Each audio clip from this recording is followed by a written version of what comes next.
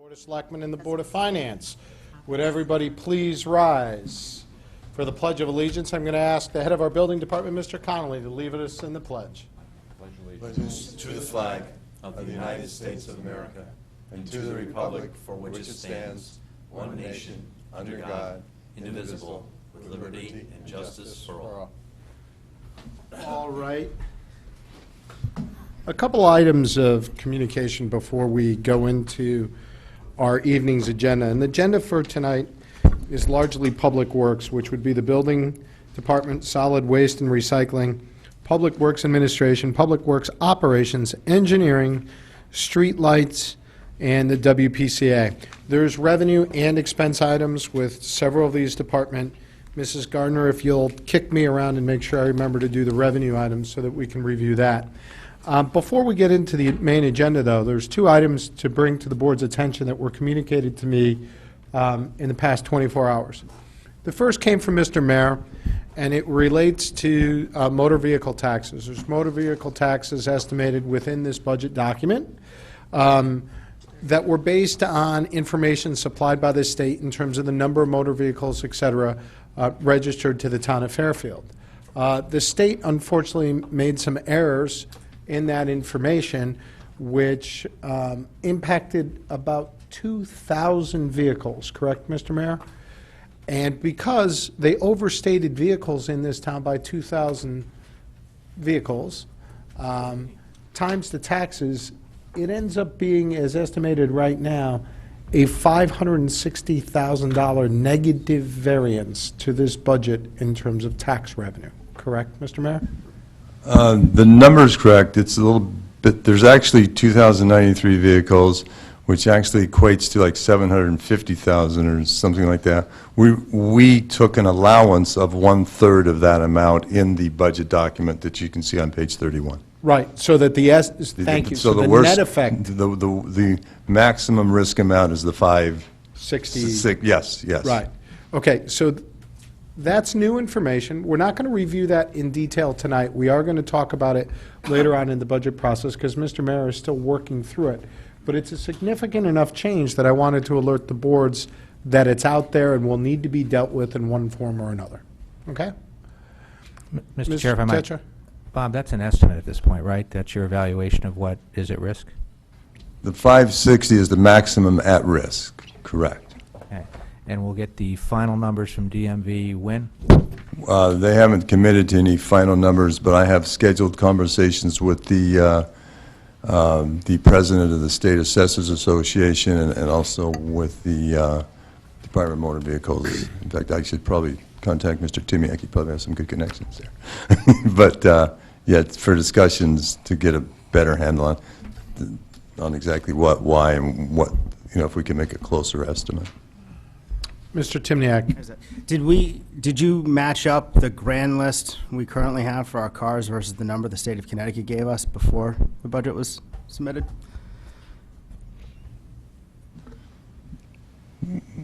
We have 2,093 vehicles that have addresses that are outside the state.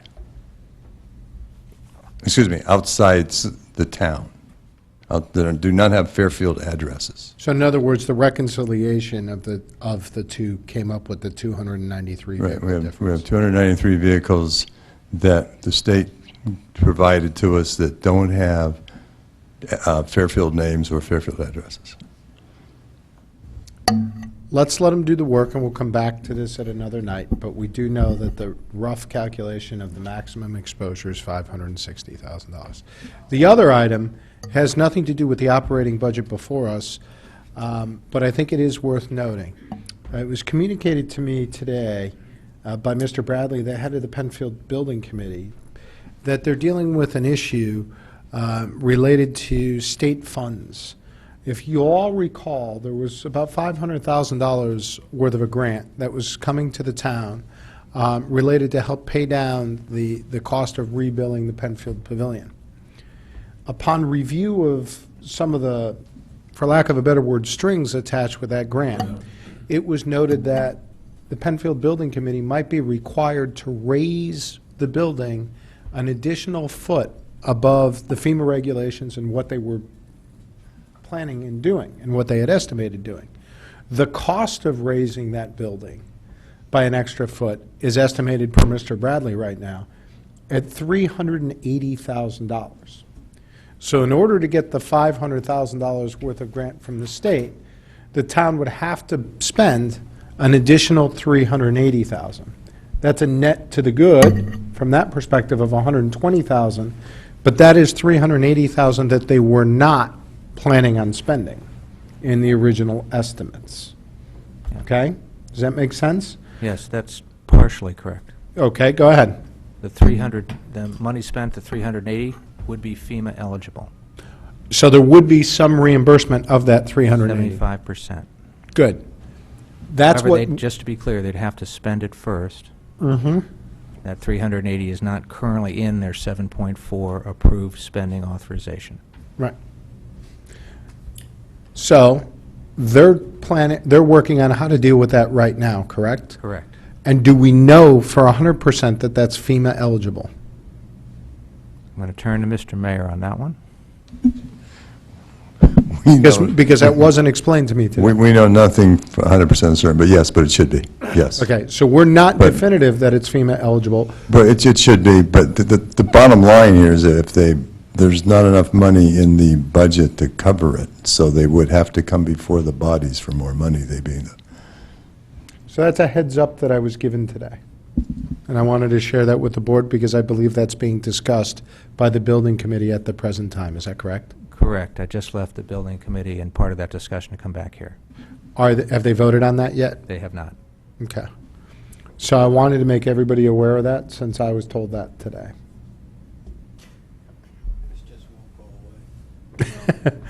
Mr. Timniak. So raising it an additional foot, was that foot factored into the calculations we've already presented the public for the height of the building? Or are we going to surprise the public with a higher building than what we already had a hard time passing the first time? I'm going to ask Mr. Tetro to answer that, and I want to not have a lot of questions on this I- item tonight. Yeah, simply put, that's a new item they're discussing. That would be an additional foot onto the elevation of the building. Okay? Tonight is not the forum to Correct. discuss this, but we will discuss it at some point. Correct. But I wanted to give everybody a heads up since I got the courtesy call today, since they are discussing it, and since I didn't want anybody blindsided by this. Okay? All right. On those happy notes, Any other good news, Tom? yeah. The good news is Mr. Connolly's here, and we're going to start talking about building department revenue. Good evening, everyone. I have an amended budget message. I did not make the deadline, so I put Go right ahead, I gave Mr. Connell. everyone a copy, so. What I'd like to do first is, before we get into the expenses, and thank you for the document, is I'd like to walk through your revenue estimates. Sure. And if you could explain to us how you came up with the estimates, your comfort level with those estimates, and what's going on in general, I'd greatly appreciate it. Sure. In general, before we start this process, I sit down with I'll call them the big players, Sacred Heart, anyone I know, Fairfield University, anyone I know that's doing, that's in the queue for work in town, any of the bigger projects.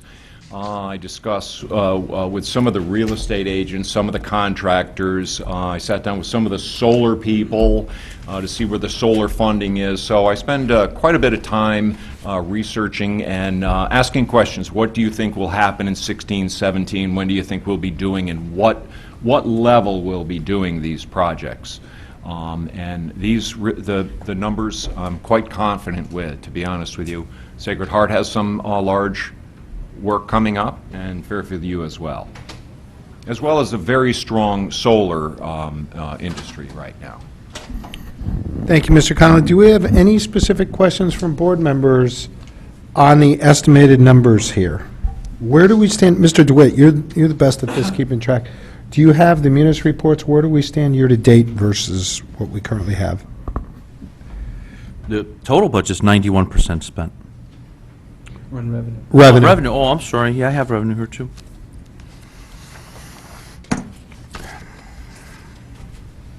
So the revenue budget for this year is $2,034,000. building. The revenue budget for next year is largely flat. It's up by about $8,000. So we're about 50% on building permits, 51% on building permits to date.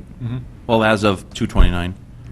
80% on electrical permits, 79%, which is kind of right on budget for plumbing permits. The only one that seems to be a little bit behind is building permits. Is that? Weather? Is it strange to be only 50%? It's not strange. I'll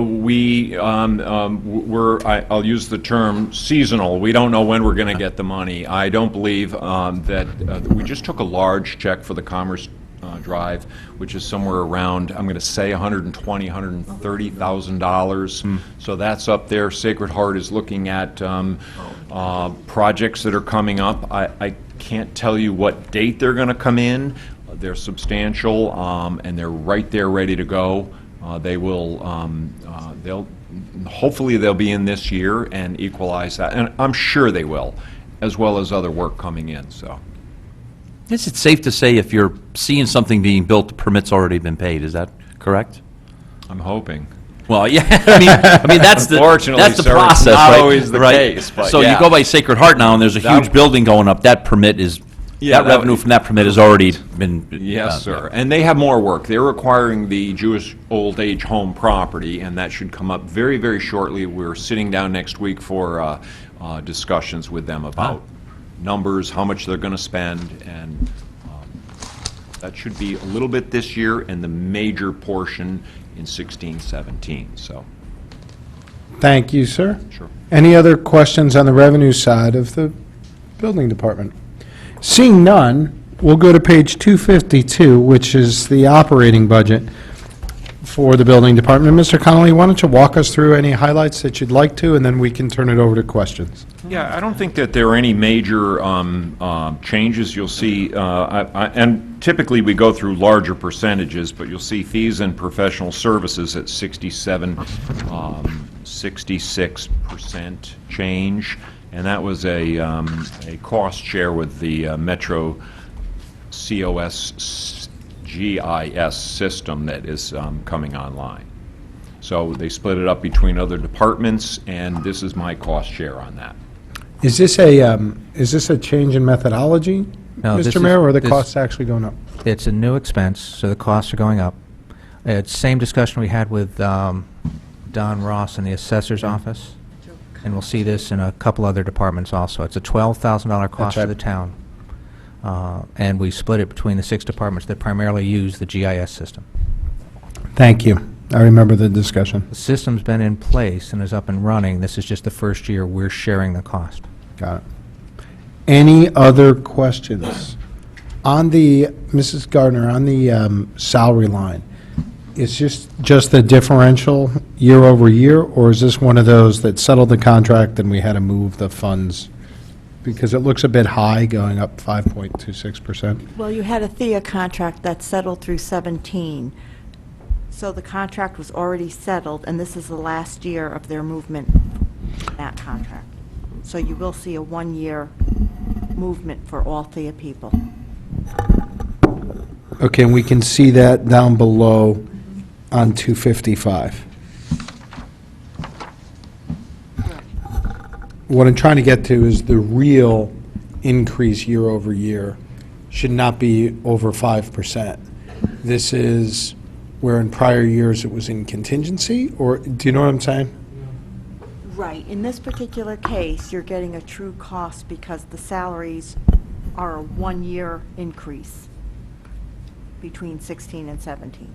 Okay, but is that 1 year, I guess what I'm trying to get to is, and the salary line, okay, if we look at just the salary line, and then we look at page 255, it's the exact same number of people, Correct. right? Right. There's some relatively large increases here. Are we saying that the contract called for increases of over 5% year over year? Or are we saying that this is just the accounting differential between something being moved from contingency into the salary lines? No, what I'm going to tell you is, for the most part, it's a one-year salary increase for THEA, but you might have had some longevity steps, and I'll tell you that in one moment. Okay. Let me look this up. Are there any other questions while we wait for this answer? Longevity steps, it makes no sense.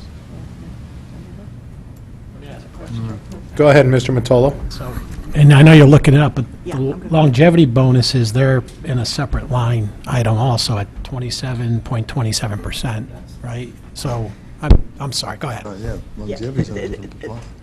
That longevity bonus that you see segregated by an object code, it is a term we use, longevity bonus. It's a one-time payout for people who have reached a certain seniority level. There's also what we refer to as step increases as people move along the wage scale. And sometimes we loosely refer to that as their longevity. And I'm going to tell you what it is, just, those are two different issues.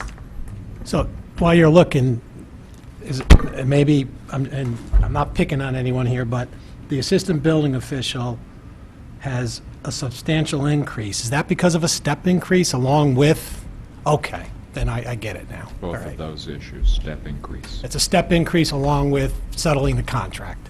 Gotcha. Right.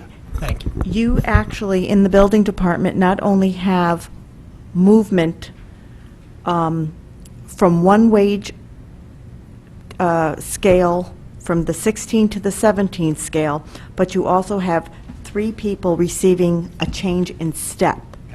So they've moved from step 1 to step 2, which is also... How often does that happen, just so that we're aware? Because this is an outlier. That, it is an outlier. In the first 4 years of employment, people start at step 1 and progress to step 4.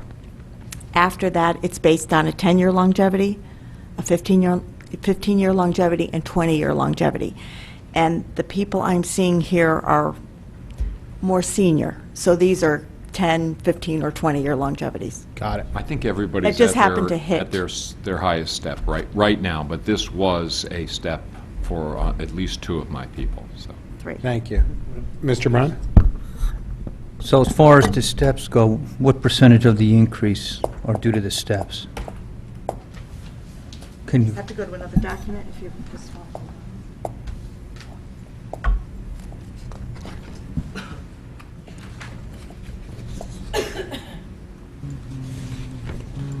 if you can't do the percentage, just what amount? Yeah, let me just look at that.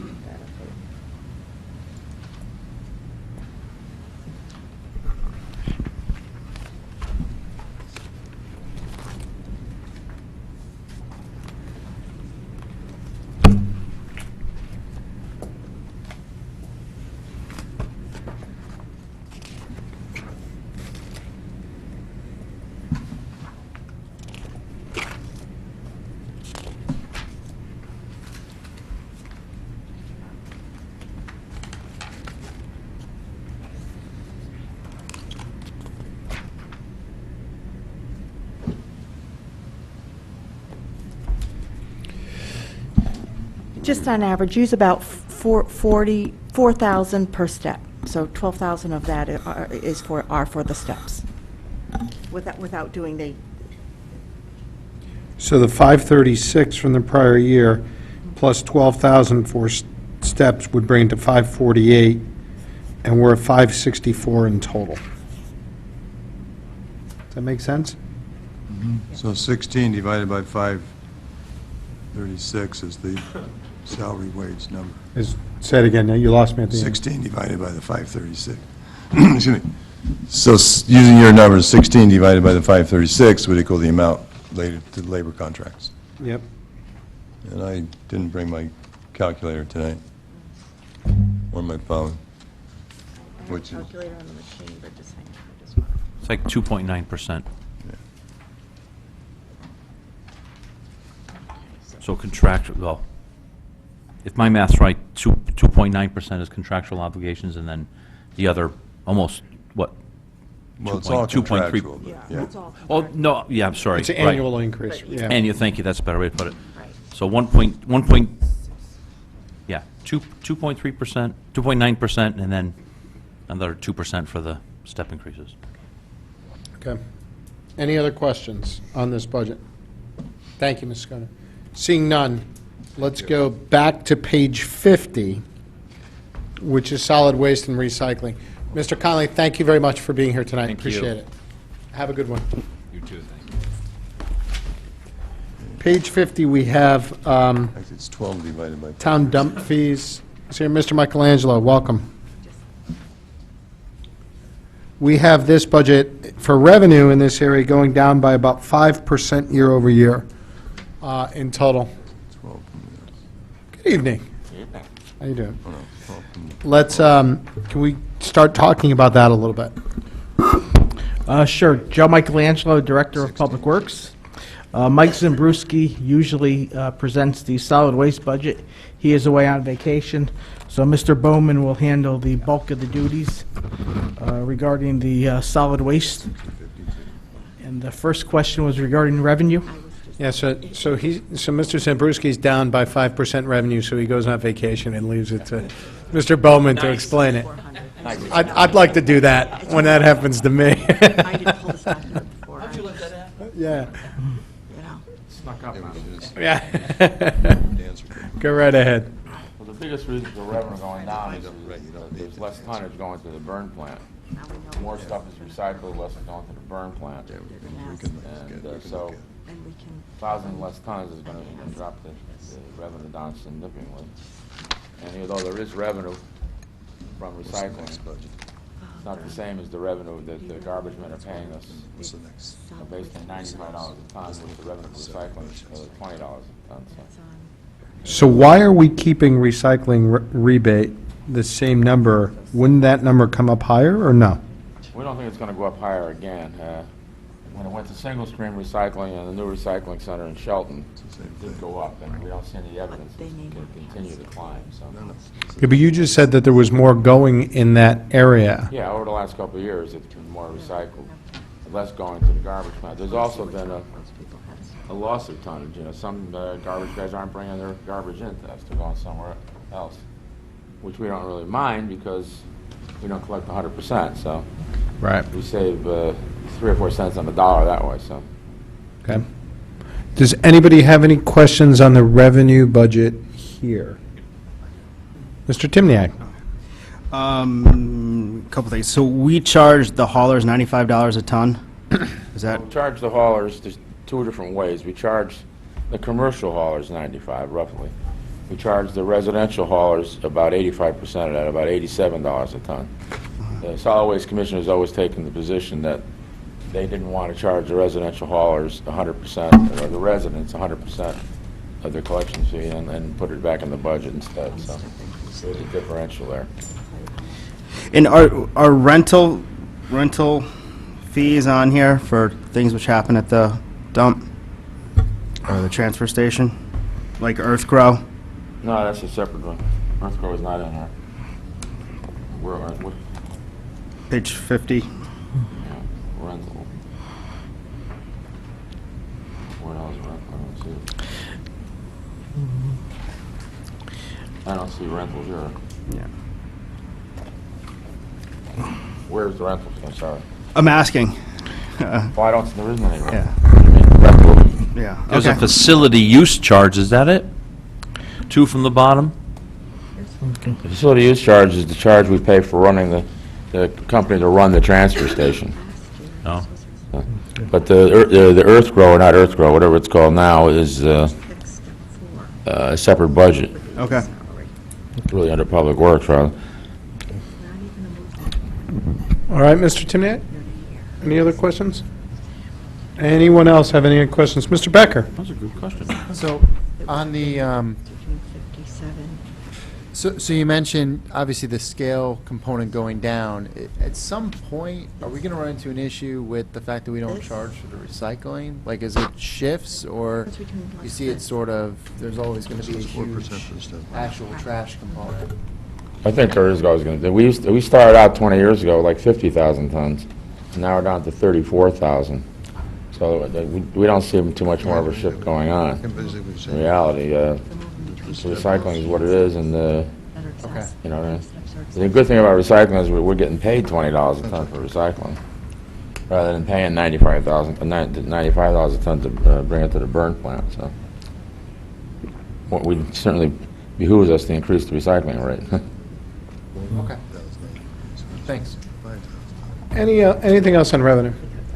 Seeing none, let's move over to the expense side of this, which is page 274, are the actual numbers. And are there individual questions on individual line items on the solid waste and recycling operating budget? I do have a question. The contracted property services continues to rise. Can you talk a little bit about that? It rose in fiscal 15 for a reason. We put it out to bid. A 5-year contract was up. We bid the contract, and the low bidder was substantially higher than it was before, so that raised it then. And basically, what goes up, it's really complicated. The price was so high that we talked to the operator, and he agreed to put the price in over 3 years rather than 1 year. So we spread out that increase over the first 3 years, so it wouldn't be such a big hit on the contract. Now, after this year, it's going to go up by 75% of the CPI, and that's it. So you see, between 16 and 17, it's a much smaller rise. And what's it going up next year? It's it's going up by $40,000, which Well, I know. What's it going up the year after? I'm sorry. it'll be whatever the CPI is that year. Got it. Okay, so I thought, okay, so CPI, so it's the consumer price index it's Right. tied to for now going forward. Right, 75% of the increase, right? Got it. Okay, I didn't understand what you were saying. So you're saying that, let me phrase it this way. The original, when did it go out for bid? Went out for bid 2 years ago. How long's the contract? Contracts for, it's a 5-year contract. And it went through all the normal process of being approved by the RTM and all that, Mr. Tetro, do you recall? I don't recall.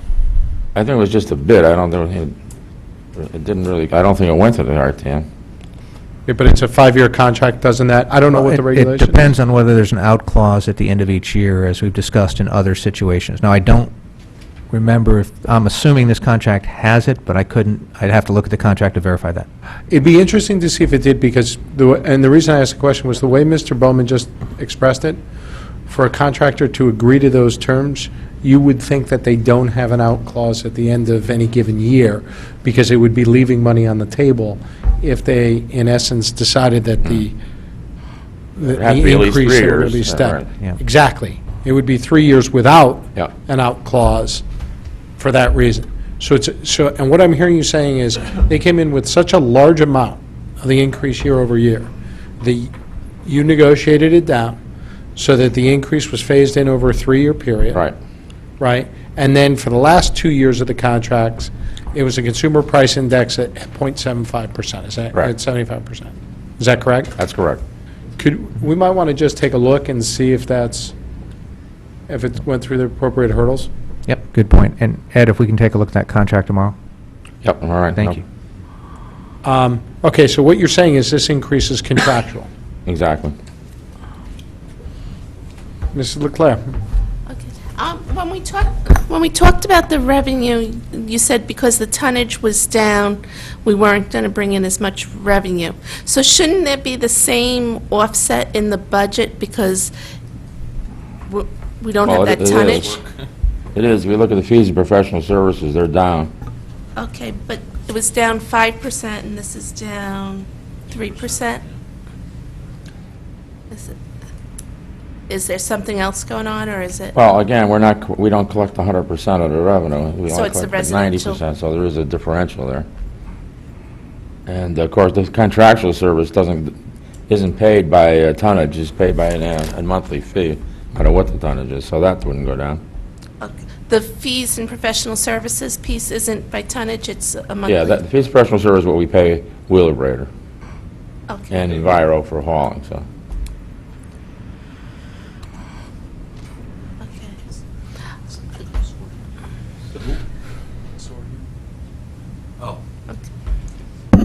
Somewhat to what Mrs. Leclerc is saying, I want to expand it out a little bit. I just have a question. What what is our intent here going forward? If we look at the amount of revenue, right? The amount of revenue appears to be going down at present time, right? Single stream recycling, more items being recycled, other items going to other towns or what have you, right? Which you're saying is not a bad thing, okay? But our expenses continue to go up here. Right. So what are we trying to accomplish here? Are we trying to accomplish where the revenue covers the expense, where we're flatlined here? Yeah, how are we going to manage this so that this disparity between the revenue we take in and the expenses of running this don't get so far out of whack that it starts eating up the rest of Well, it's up to the Solid Waste Commission to try and equalize that. I mean, if they thought that all the haulers should pay the full amount, then we would be covered. Now, we still wouldn't be covered exactly, because there's like 2,000 tons of waste that the town and the Board of Education bring in, and they're not part, there's no revenue from that. It's just an expense.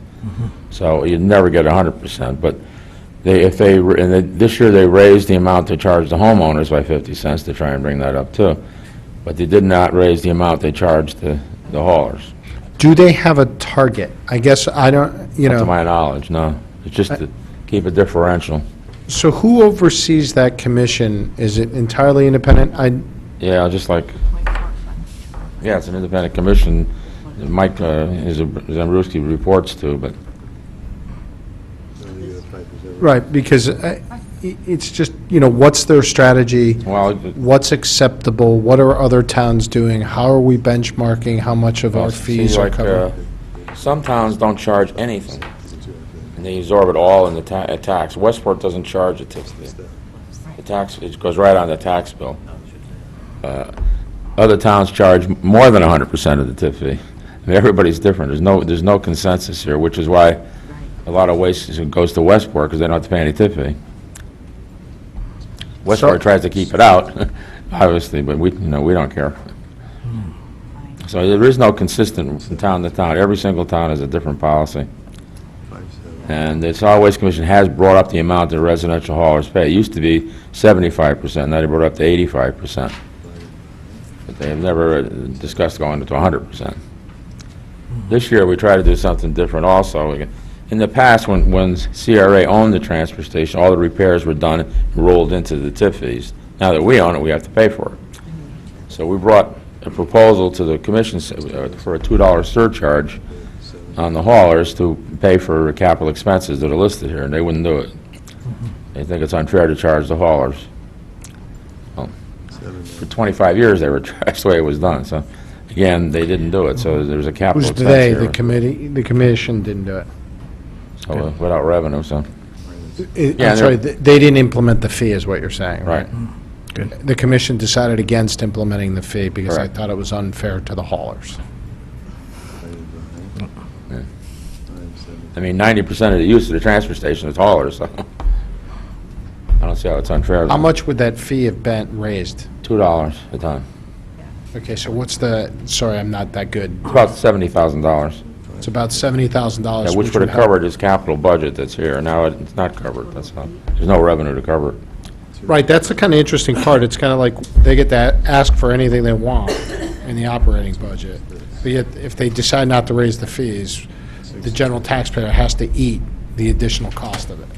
Exactly. Because they decided not to raise the fees. And just historically, the shortfall, so just, in observing the commission for the 3.5 years I've been here, obviously, dealing with our garbage is a basic human need, and the way this town provides for it is through private collection at curbside, but we do give we give the haulers a convenient place to bring their garbage, an affordable place to bring their garbage, and also for the homeowner to bring their garbage for $5.50 a fee. And in addition to that, all the bulky waste that's generated, all the hazardous waste that's generated. So we do provide, there is an outlet, a full-service outlet for residents and businesses in Fairfield. It gets burned economically in Bridgeport. So the system works, but the way it's been done is that it's a program shortfall of several hundred thousand. So that's the way it's... Can you go back, please, can the finance department, can someone go back and do a trend over the last 10 years to see where we were in revenue versus where we were in expense, and see whether, what I'm concerned about is whether this gap is widening or not. Yeah, I think the intention always was to keep it the same, you're right. Right. Don't know whether, yeah. Right, and it's kind of like, hey, it's okay to ask for more money here, right, which is what they're doing for capital, but if they've decided not to raise the fees or not to go with the fee, they're just widening the gap, and the normal taxpayer is going to pay that difference, Sure. as well as paying a lot of us, the private haulers or whomever, right? Yep. So can we go ahead and look at what the 10-year analysis looks like and see what that gap is, just so that we understand? Sure. And I'd love to know at some point what their objective is. You know, is their objective to get to break even? And I'm not saying it should be. Or is their objective to run a deficit of a certain percentage every year? You know, or what is it? Otherwise, you can ask for anything you want in the operating budget if you're going to say, no, I'm not going to raise the fees. Does anybody, Mr. Becker? Yeah, no, I agree. I think that would be helpful. And maybe we start there, and then similar to, I think, like pension, we want to have them come here. I mean, one of the things, if you go through, and I understand, look, there's a lot of boards and commissions that do a lot of really good work, and this is probably one of them, a lot of hardworking, volunteers, just like everybody here. But one thing that, I observe the longer that I'm on this side of government, that happens in our town, the way things are structured with the charter and with all these boards, is some of these boards and commissions can make some pretty, powerful decisions that can help the town in a lot of ways, hurt the town, whatever it may be at the time, and somewhat independent of, us. And then we're sort of kind of stuck with what they did without a lot of leeway. Parks and Rec's another one that came up the other night. They have a lot of leeway on what goes on, and so we get to the budget, we're left with our hands tied in a lot of ways. So maybe start there and maybe have the conversation with this one of having them come here and see if we can, if this is the way the charter is, and at some point I'm a proponent of charter reform, but if this is what we're with, perhaps at least try to get some of these boards and commissions synced up a little bit better with our side, and maybe let them. Maybe they don't even realize, kind of where we're at. Maybe they do, I don't know. But if not, I think that'd be really important for us. Maybe we're slower during the coming months after this. You say that they just see their small picture, they don't see the general picture. Right, exactly. That's what I mean, yeah. Exactly They may not right. understand, yeah, exactly. Exactly right, Mr. Paul. Exactly. Just sync everybody up and maybe our downtown. I want to make sure, Mr. Leclerc, I took over, thank you, Mr. Becker, I kind of thank took you. over what you were doing there, and my apologies. Did you have a follow-up or anything that you wanted? I think you followed up pretty Okay. Okay, then I'll go to Mr. DeWitt. Thank you. This kind of issue came up with the not-for-profit years ago, about mission statements and vision statements. These commissions all do great work, but if you don't give them a mission or a vision, which I think is really all the chairman's talking about. Your mission is to break even.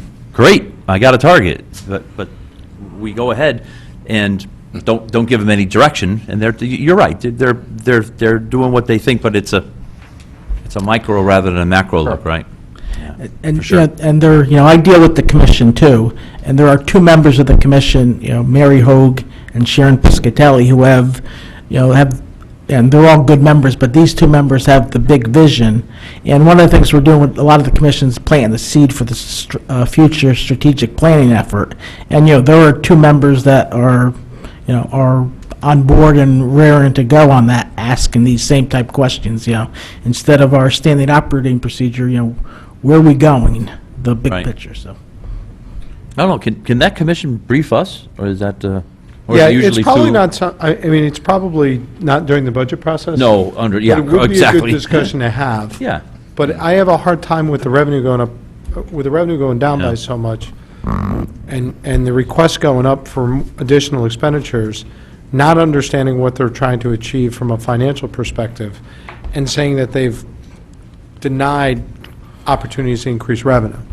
And I don't, as I sit here, understand the specific trend lines, Yeah. to your Well, point about, and- Yeah, and one of the things that they do try and do is protect the private haulers, which is rightfully so. I mean, you want to keep that competition there. So they are concerned with the private haulers a lot. Right. So, I mean, that, And I wouldn't presume, since I don't understand it, and I'm not at the level of detail that they are, I'm not making a value judgment about it. It's just a question as to... again, I think it's the little picture versus the big picture, really. Right, right. And Ed mentioned the rates went up last year for the homeowner who brings their garbage down there from $5 to $5.50. On up $6, didn't it? Yeah, and those are decisions that they thought long and hard on. Those are, Right, right. Thank you. Mr. Timniak, you had your hand up. I did have, thank you for calling on me. One thing I think has to be considered is the amount the residents actually pay to the private haulers. When we put together this entire number, it balloons up, and I just did some rough estimate in here. I mean, all in for Fairfield, myself, and including this, you're looking at probably $9 million to handle our garbage, and I don't think that's competitive with what other towns pay across the board, whether they're picking it up themselves, whether they're they have a private company do it for the entire town. The last town I worked for, their tip fee, all in with a private company, was $72 per ton, and right now in Stratford, we're paying $61 per ton. So I look at this number, and yeah, I think something has to be looked at, and maybe it's something for the strategic plan committee to analyze about where we do want to go in the future, whether we want to continue on this path or not. But I think there's definitely room for discussion on this. Well, one of the things, for example, one of the things that Stratford did years ago is basically they don't run the transfer station. They leased it through a bid to a private company who pays them for the privilege of having the transfer station. And the other thing, Stratford, the municipal waste is delivered directly to the plant. So they don't have to pay a hauler to haul it. They come directly to the plant, whereas we don't. So there's a lot of differences there. Yeah. That's probably $30 a ton difference right there between not running the transfer station and not hauling it to the plant.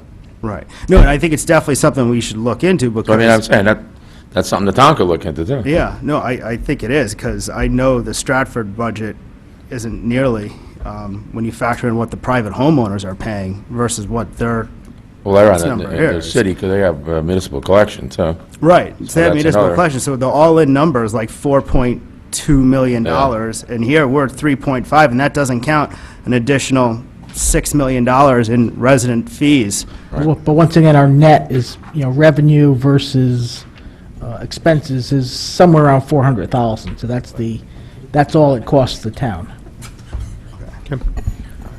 That's, but out of our pockets, the Not the residents. homeowner, right. Are we, the homeowners, getting the best deal? Is my concern. Okay. Thank you, Mr. Timniak. Do we have any other questions on this item?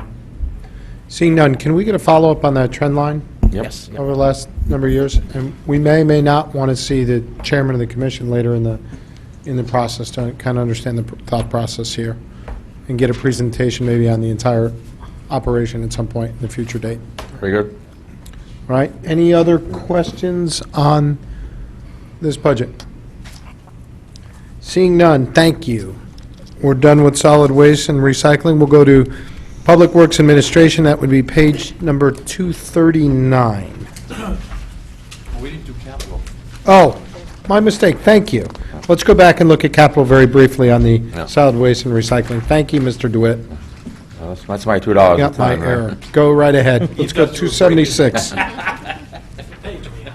276. Go right ahead. Thank you, Mr. DeWitt.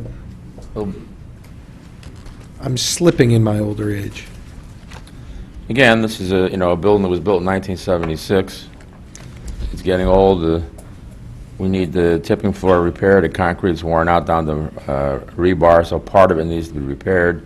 The roof is leaking. Part of that needs to be repaired. It's just a metal building. And trash compactors need to be repaired. Now, Public Works has been paying it out of our own budget, which didn't seem right.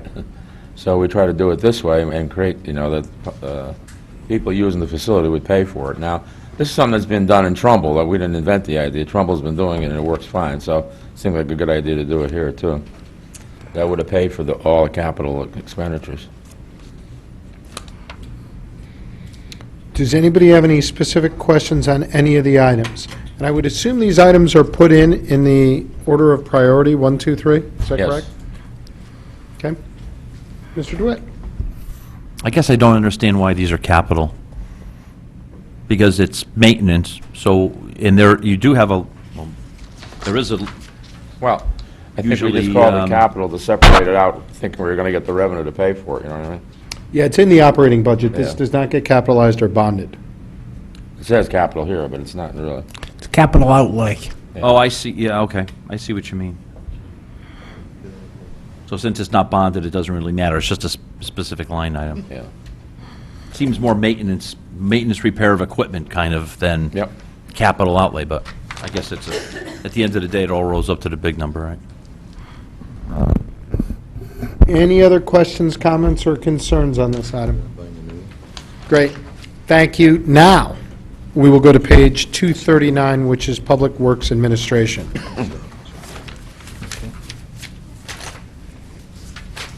And the numbers themselves, there's a rather lengthy discussion. The numbers themselves are on page 242 and 243.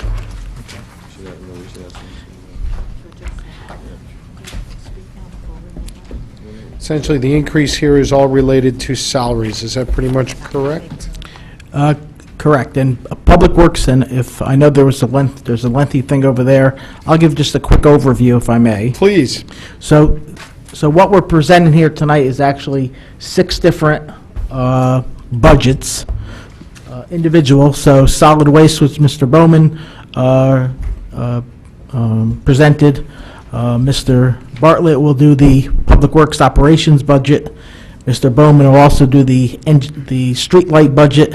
Mr. Hurley will do the engineering budget. And Mr. Bill Norton will do the WPCA sewer budget. So all those 6 separate budgets are all under the umbrella of Public Works. And Public Works Administration, which is basically myself, the salary line items myself, Mr. Bowman, and Mr. Bartlett, are the oversee all the budgets for these departments, all the operations of them, manage the personnel, et cetera. So it's largely a personnel item driven with us 3, 1 full-time employee, 1 part-time employee, and some office cost added into that. Thank you. Any other questions on Public Works Administration? We're just on the administration budget. It's up 2%, largely in the salary and related benefits line items. Mr. Becker?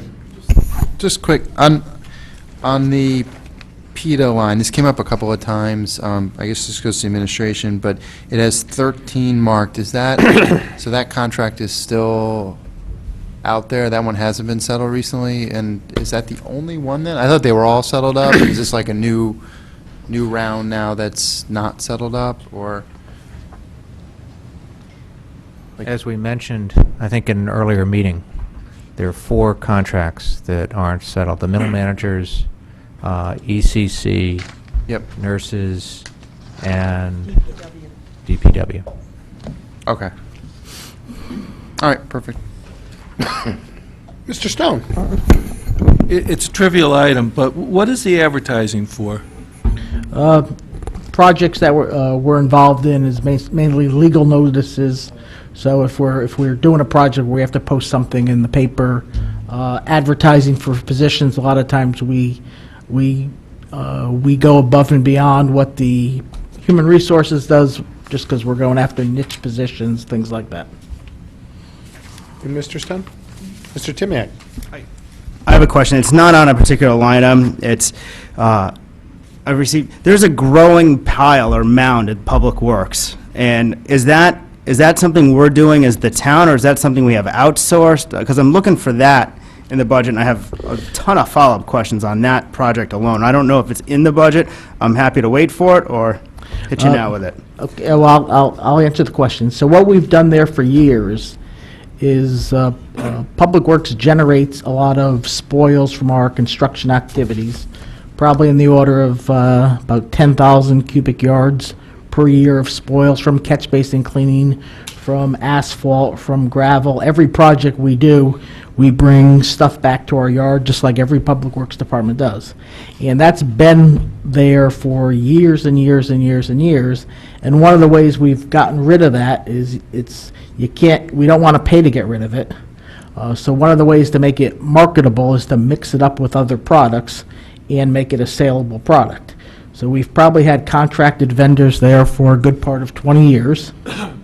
The most recent contractor that's there has been,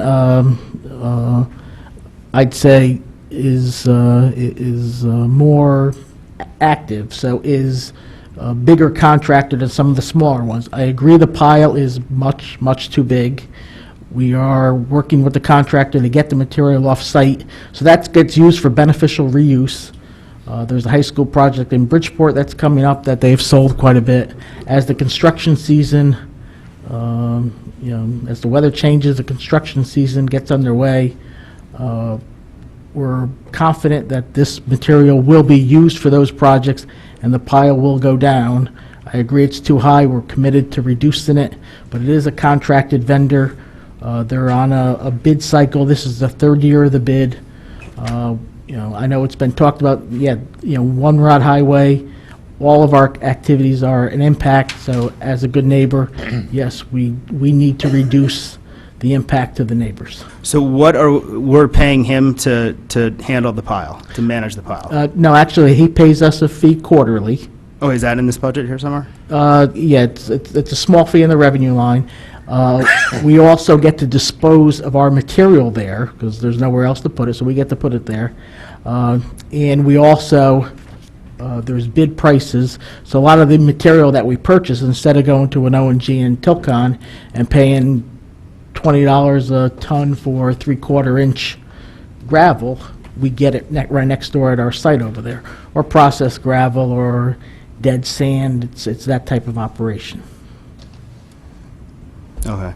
And is it performance-based at all? I mean, I worry that it's appearing to look too slow. Well, Because the pile keeps getting higher, and I don't see it getting smaller. Well, actually, it's not too slow. It's quite active. It's extremely active. It needs to be more active in the material that's going out. We meet with the contractor. Mr. Dombrowski's been involved, so we've been, we understand that the concern and the pressure is on, and we will reduce the pile. Oh, here's my final question on that. Is it only Fairfield waste generated by the town of Fairfield, or do we have private haulers bringing waste to that pile? It's not only town of Fairfield waste, because our town of Fairfield waste is literally waste. Okay. We'd have to pay to get rid of it.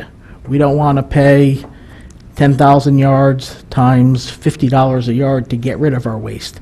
So the only way that they could, it's not magic, the only way they could get rid of 10,000 yards is to mix it with a greater quantity of good stuff, to blend it in that.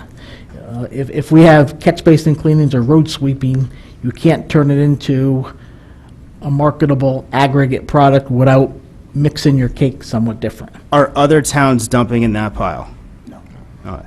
Are other companies from outside Fairfield dumping in that pile? Yes. All right. Do we charge them a fee to dump in that pile? We do not, the vendor does. The vendor does. Contractor does. Okay. All right. Any other questions right now on Public Works Administration? There's a scale for that, right? There is a scale. They come in, they pay, just like they go to the transfer station. Yeah, you see them go with those commercial trucks and they The pay. difference is we don't get any. Yeah, but that's a contracted thing that we did a couple years ago. Correct. Okay. Let's move on, and let's go to Public Works Operations. And to start, I'm going to go to the revenue side, which is on page 48. Page 48. Mr. Michelangelo, you want to walk us through? It's not a ton of money. It's $114,000. Mostly done by 3-year averages? Correct. Do we have any questions on these items, on this budget? It's a little over $100,000. It's actually going in the wrong direction this year. The nitrogen removal credit's coming down, is that correct? The nitrogen removal credit is something that we there's a portion, the nitrogen removal credit from the state is larger. There's a portion that's split between the town side and the public works side. And I think, and the water pollution control. And I think, is that a program number, Linda? This? That's a calculated number based on the debt service that was originally shared. Correct. Okay. And the nitrogen removal, the money we get from the state is still not finalized yet, so that's our estimated number. But we get, and just the short answer, we get, because we discharge less nitrogen into the sound than our limit, we get paid a fee for that. And you can't figure out what that cost is until we know what the pounds are at the end of the year, and they set the rate for the pounds, which was just set today. Okay. Any other questions on revenue related to Public Works? Seeing none, I'm going to go back to the expense budget, which is page 245. Page 245. It's the expense budget. The numbers themselves are on page 246 and 247, and there's some areas with some rather large increases in here.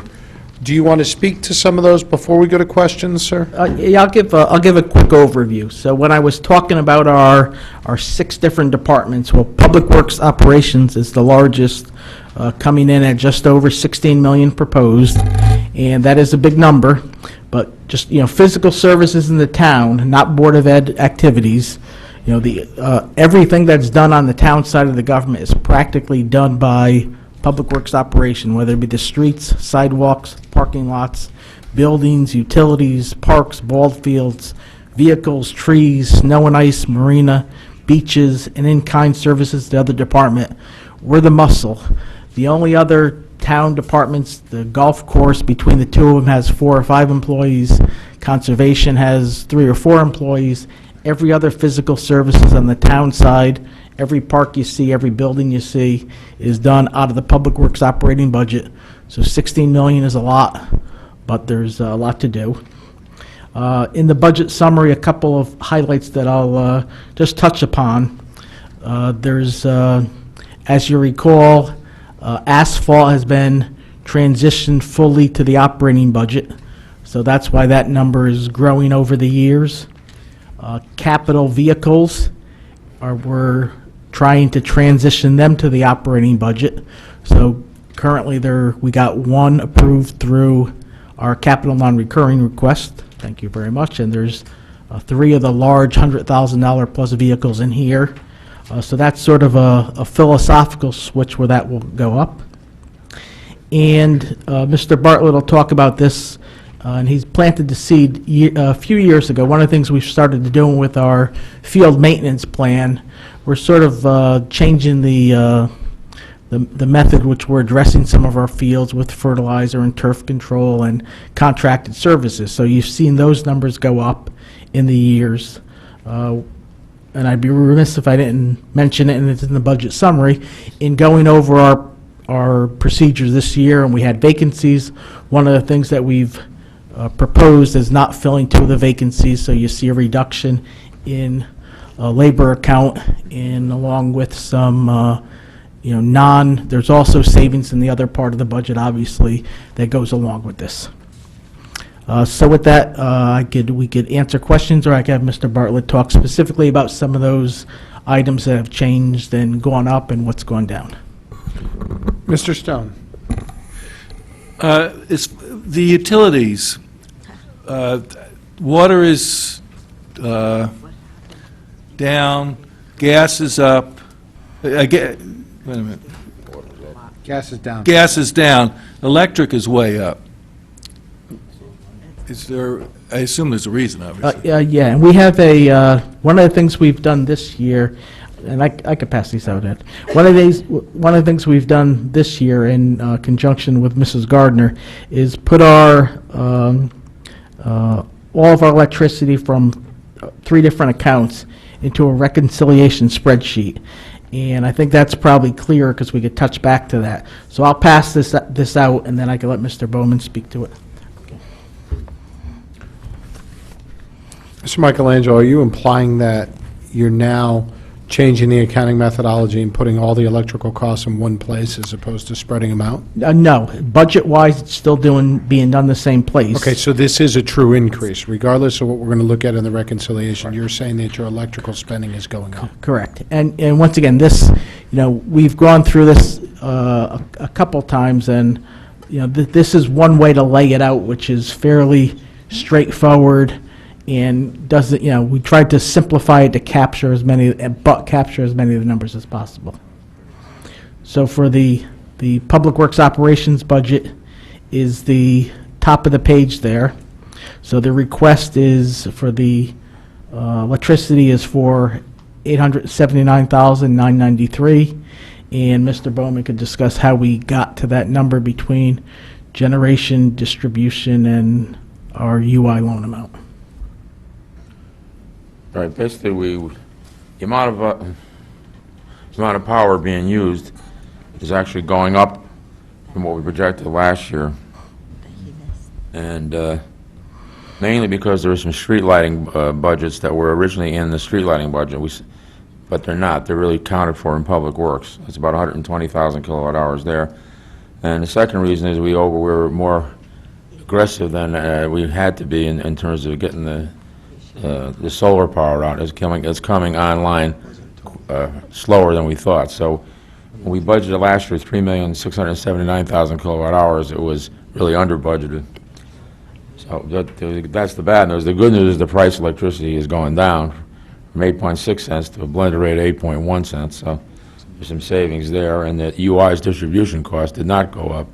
They weren't allowed to increase it as a result of their being purchased. They had to keep it for a year without any increases. And additionally, as I've confessed many times at the quarterly meetings, that loan amount where you see the $55,000 in the FY16 budget, that was a blown number.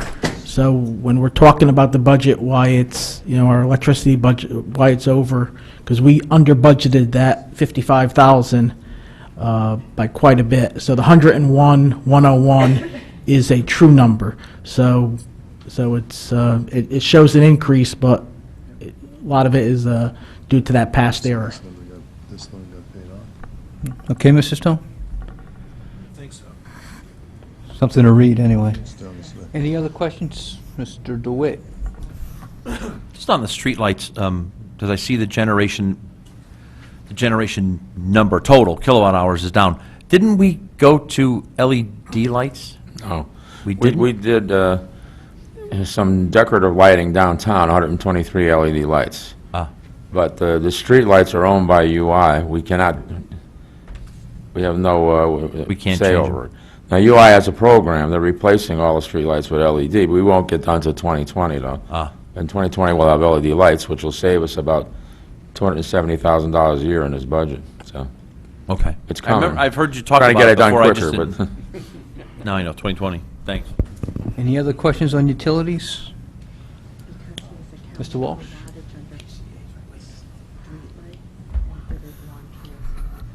You have the Fairfield Theater Companies is within your budget? That's what falls, because it's a town building, correct? Correct. And do they have solar panels on top? I saw it in FTC PV solar. They have solar panels on top of the building now? Both on the flat roof and on the south side of the pitched roof, correct. Okay, and why is the number going down? The costs are going down? I don't know, I'm trying to figure out what that line is and why it would change from one year to the next. on the it went Under down. the Fairfield Theater Company, it says FTC-PV solar. Basically, it went down because I guess the sun wasn't out enough. Okay. Well, we estimate, that's all, Okay. it's a percentage. That's the reason. Yeah. Okay. And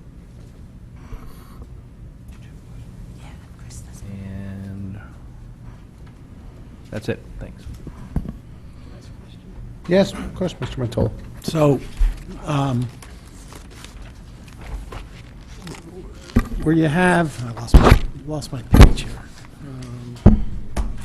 No, Public Works, I'm sorry. 246. I was looking at recreation, because I had a question about that. Yes. You're only paying for You one have because generation and distribution you have to take together. This is the the total. maintenance repair of buildings and grounds, and it's a pretty high number. In fact, I think it's up like 20% almost. Does that include baseball fields and athletic fields and those types of things? No. Okay. Doesn't. So what is that Contracted again? property services primarily covers the ball fields. All right. So what does that cover again, just to remind me? That is literally all the buildings themselves, so all the dwellings, roofs, windows, electrical, all the repairs done to all the town buildings. The stuff on the transfer station, they wouldn't pay for themselves, too. That's right. Okay. All right, thank you. Okay, let's, Mr. Tuniak, did you have something? I'm sorry, I thought I saw you. Yeah, no, I do. Okay. Are we going to move over to paving, or are we still on electricity? That's why. No, please, go ahead. Okay. I've got a couple questions on paving. This number's going up. I think I remember saying that paving's going down. Are we anticipating doing more roads this year?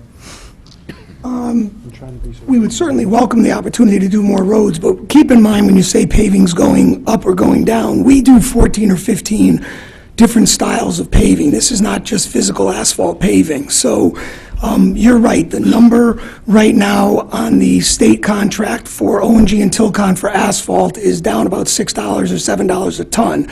But that's probably 15% of our, what we're going to do with the roads.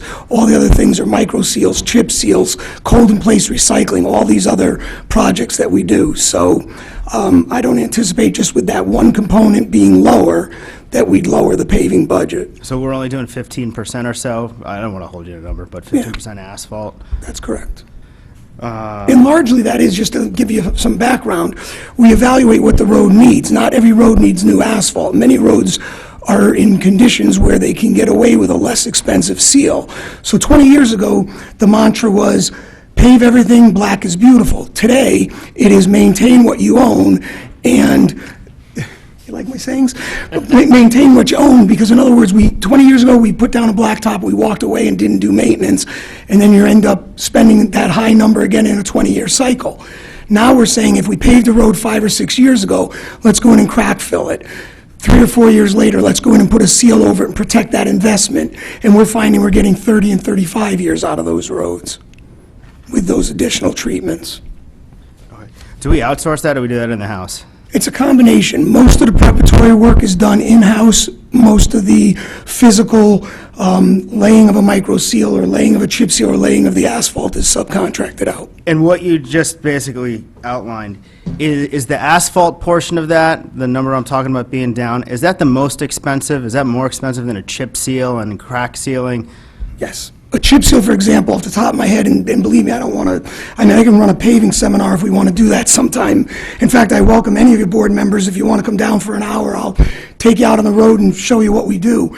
But you take a chip seal, and based on the emulsion you decide to buy into and the size of the aggregate, it can range from $2 to $4 a square yard.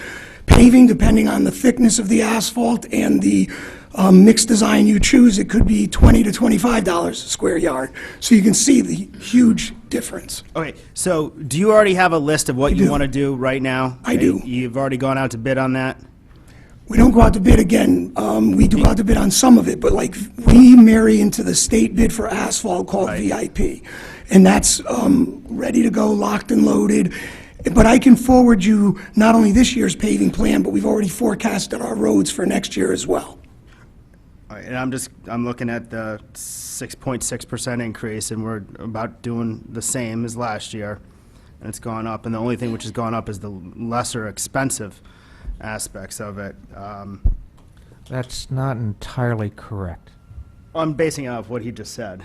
And again, it's not entirely correct. Okay, all right. Mr. Flynn, I'm going to go back 6 years, 7 years. This board put together a paving plan to take our paving that was primarily bonded at that time, out of bonding, and work it into the operating budget. So for each year since then, we've been putting an incremental amount. The requested number that we were trying to work up to was $3.7 million 3.7 million was what was determined several years back about about the amount of maintenance we needed to do each year on our 270 miles of road. So we haven't gotten up to that 3.7 number yet over this time. Okay. Slowly working up to that. So it's not just the incremental cost of paving, it's the incremental cost of working up to that number. Mike, working off of your example there, and the point I've been trying to make now for 2 years is the cost of paving is going down. So your 3.7 number a couple years ago doesn't hold water today because it doesn't cost as much as it did years ago. 3.7 was done about 8 years ago, but back when I was still on the Board of Finance, and it wasn't my last year. Mr. Walsh, I think you were still on the RTM when we had that go through? Yes. Yes, it was. And the discussion about getting it back into the operating budget, yes, because I was a proponent of that. Because I thought that if we were going to replace all the roads over 15 years and we are bonding it, if we're doing a certain percentage, if we're going to build back up to that percentage, every year, all we're going to be doing is doing that plus paying somebody interest if we're doing the bonding. And I think that was pretty much what every board agreed to. Yes. And from the Board of Selectmen to the Board of Finance to the RTM. So we bought into that. So since that point, we haven't bonded any additional paving. But we haven't always put in or kept in the full amount that we needed to get up to. So we have readjusted our sites, but we are continuing to work on the amount of paving that we put in the budget. So the 3.7 number was the target back then. In the last 8 years, whatever cost increases or decreases, we've kind of kept to shooting at that target till at least we get there. I'm okay with the non-bonding. I think that's okay to go. Is what I'm trying to figure out is what's the value? What's the square miles? How much are we actually? What's our target? Do we have it based upon target, or we have it based upon $3.7 million? No, we have it based upon number of miles, was what it was. I think it's 13.5 miles Okay. per year. That might be on the asphalt side, but not on all the road treatment sides. I was down in New Canaan today, just as a quick example, and I'm sure if we wanted to study every town, we can do so. It's always hard to do a true apples-to-apples comparison, but talking to their management down there today, they have $5 million bonded for a 2-year cycle, so it's $2.5 million per year for 125 miles of road.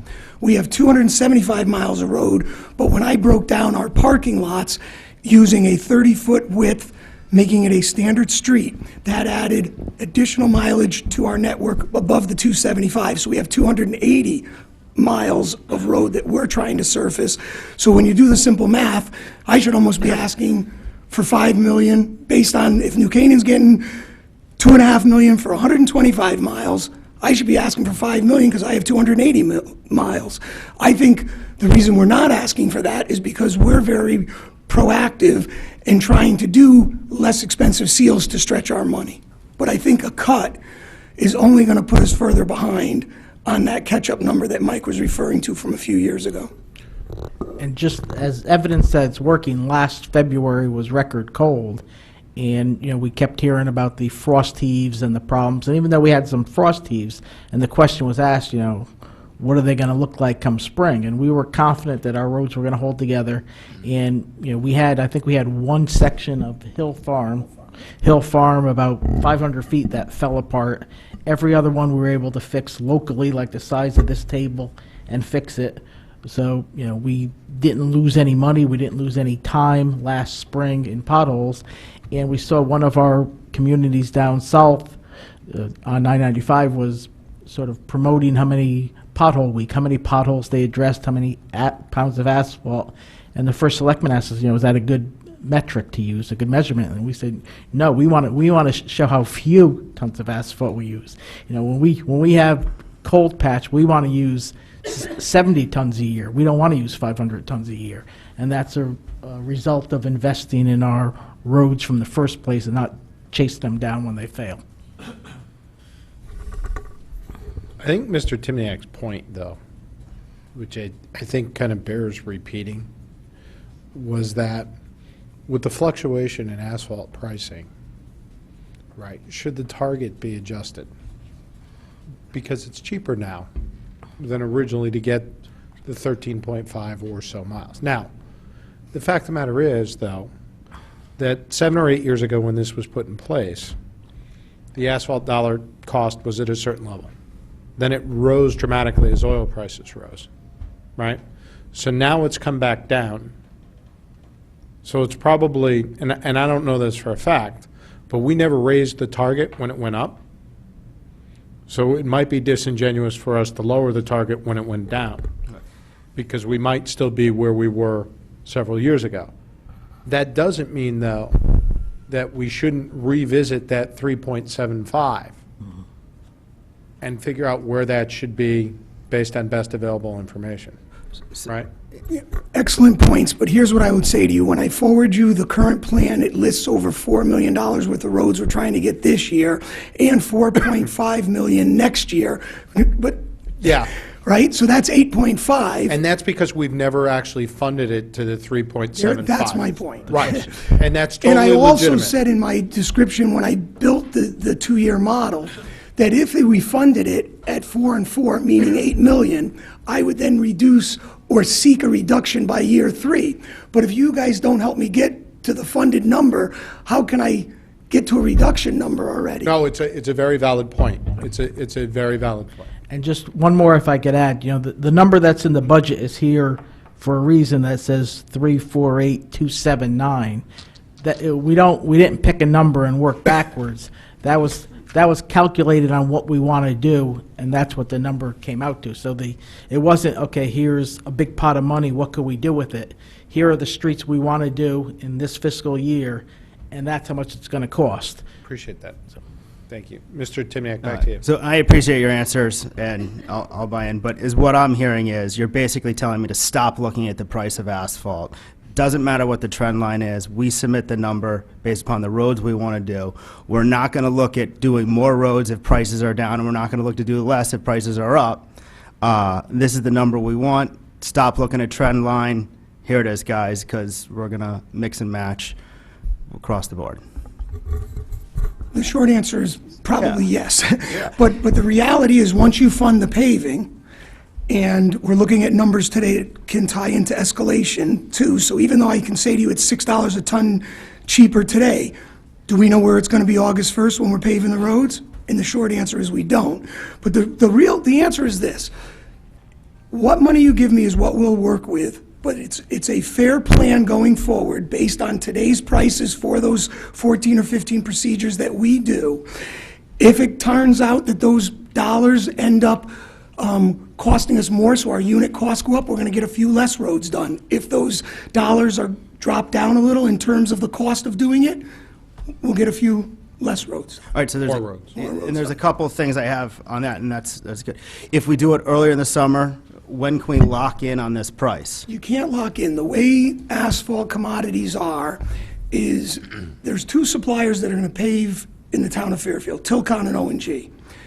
If you even write a bid, what they're going to do is they're going to take today's escalation price because we want to lock in, and they're going to have to assume the risk of the escalation. And if I tell them we want to go July 1st, they're going to give us whatever the dollar is today plus some potential escalation. What we find is we set it off the VIP, the state of Connecticut pricing, which gives us our best value, because what that means is the state now looks at us as a region, and O&G and Tilcon are bidding more paving in the area, sharpening their pencils to give us a better dollar value. And yes, we're going to go for it if the price stays good, but if the price escalates, we're going to kick those projects down a few months until it comes down. We have the flexibility to move the project, but we're not going to fight over the price. I know other communities that have bid the work, and when we stand up and compare what their bid price was at the end of our VIP cycle, we've been cheaper. Scott, we've had a very mild winter. Right? Could you please not say that again? No, I want to ask a question on paving.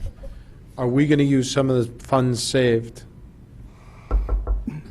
on that to do more paving this year to help relieve some of the burden going forward? If we could, we will, but as I mentioned to you before, this board has been instrumental in helping us fund the paving where it needs to be and has helped us fund vehicles where we need to be. The third piece to that puzzle is our infrastructures of our buildings. So when you guys say, like, look at these line items and they're going up, that's the next target area. So if I was given a choice right now, if we keep the paving funded where it is, I'm confident in that plan, working forward and getting us caught up. I would prefer to catch up on some of the building repairs so that doesn't get away from us. So the short answer is, I would prefer to put that money towards buildings at this point. Thank you, Mr. Bartlett. We'll go over to Mr. Walsh, who wants to follow up on a paving question. Are we paving right now pursuant to the plan that we have? Are we still behind in paving? I guess is what I'm asking. I mean, behind. Well, Scott, we've been underfunding it. Right. Even you've been saying that for the last 3 or 4 years. I mean, I don't know why, but this has become something I paid attention to, maybe because I wanted it back in the operating budget. Right. And we never fully put it back in the operating budget as a full number. Right. We kind of geared up to it in order to have less impact on the budget and to control the taxpayers' tax increase. So every year that we were doing that, we were kind of falling behind slowly. Right. We fell behind big time, late 90s, early 2000s.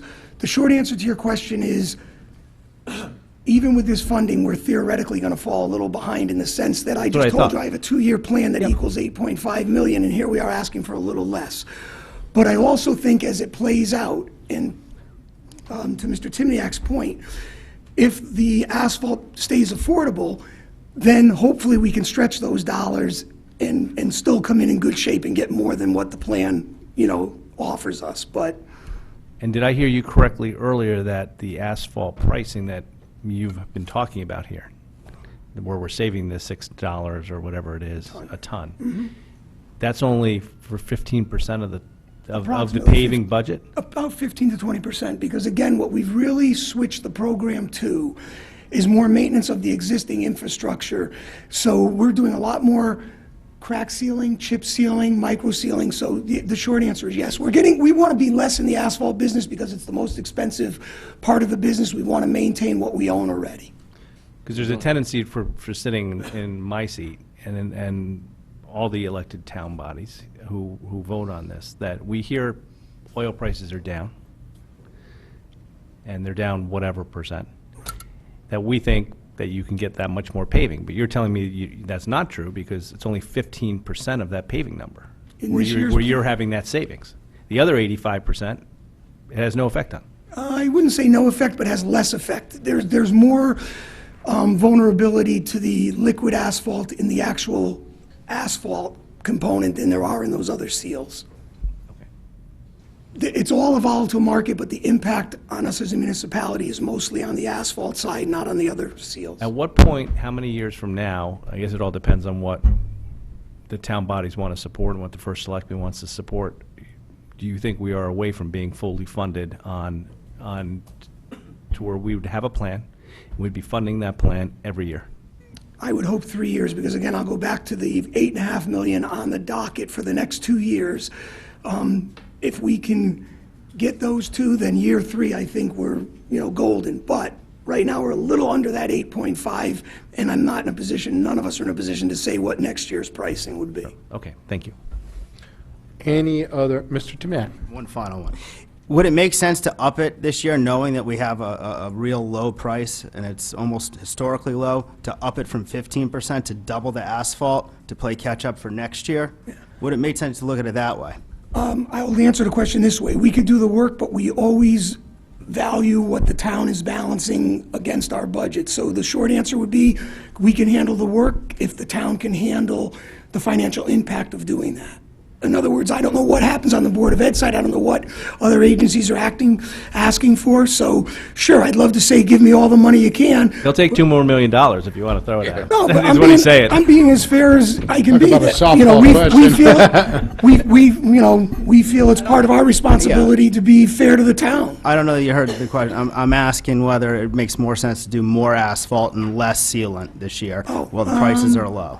Well, see, I don't agree, because then the roads that we feel that we're sealing to catch before they go to the more expensive treatments, we're going to fall back on those. Okay.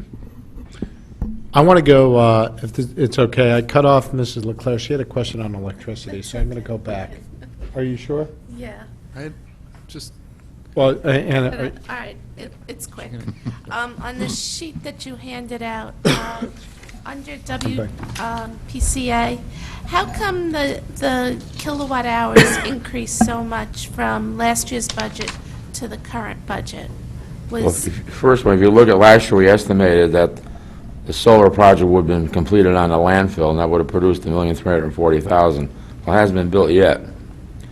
It took the company 2.5 years to get permits from DEP to allow them to go there. So we're only projecting 670,000 next year, so that's 600,000 kilowatt hours difference right there. Okay. And there is another reason, and that's the microturbines we have there are now like 12 and 13 years old. They used to produce like 2.8 million, now they're producing like 2.4 million. So the older they get, the less they're producing. So that means we have more to buy. Okay, thank you.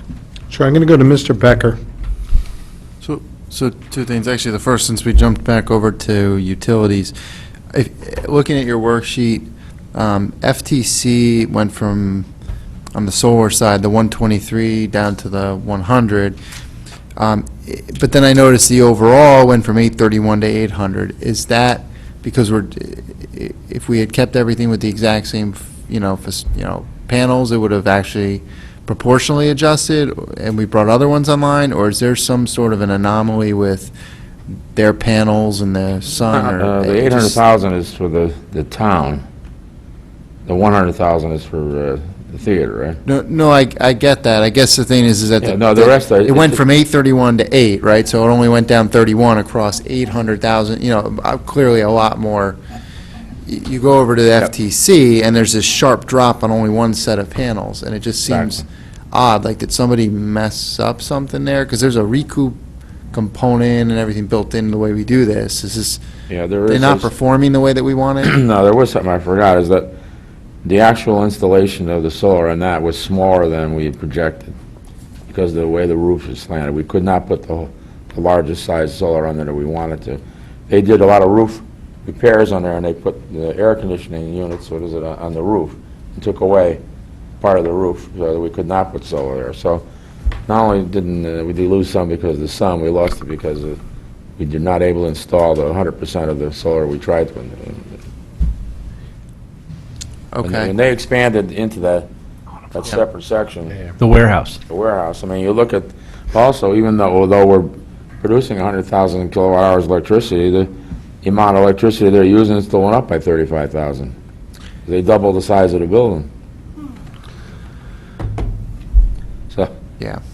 All right, I guess that explains some. It's a little frustrating on a couple levels then, especially if it's the way that they expand and then it kind of comes back to us like that. And I think that's some of the stuff we talked about the other night with them.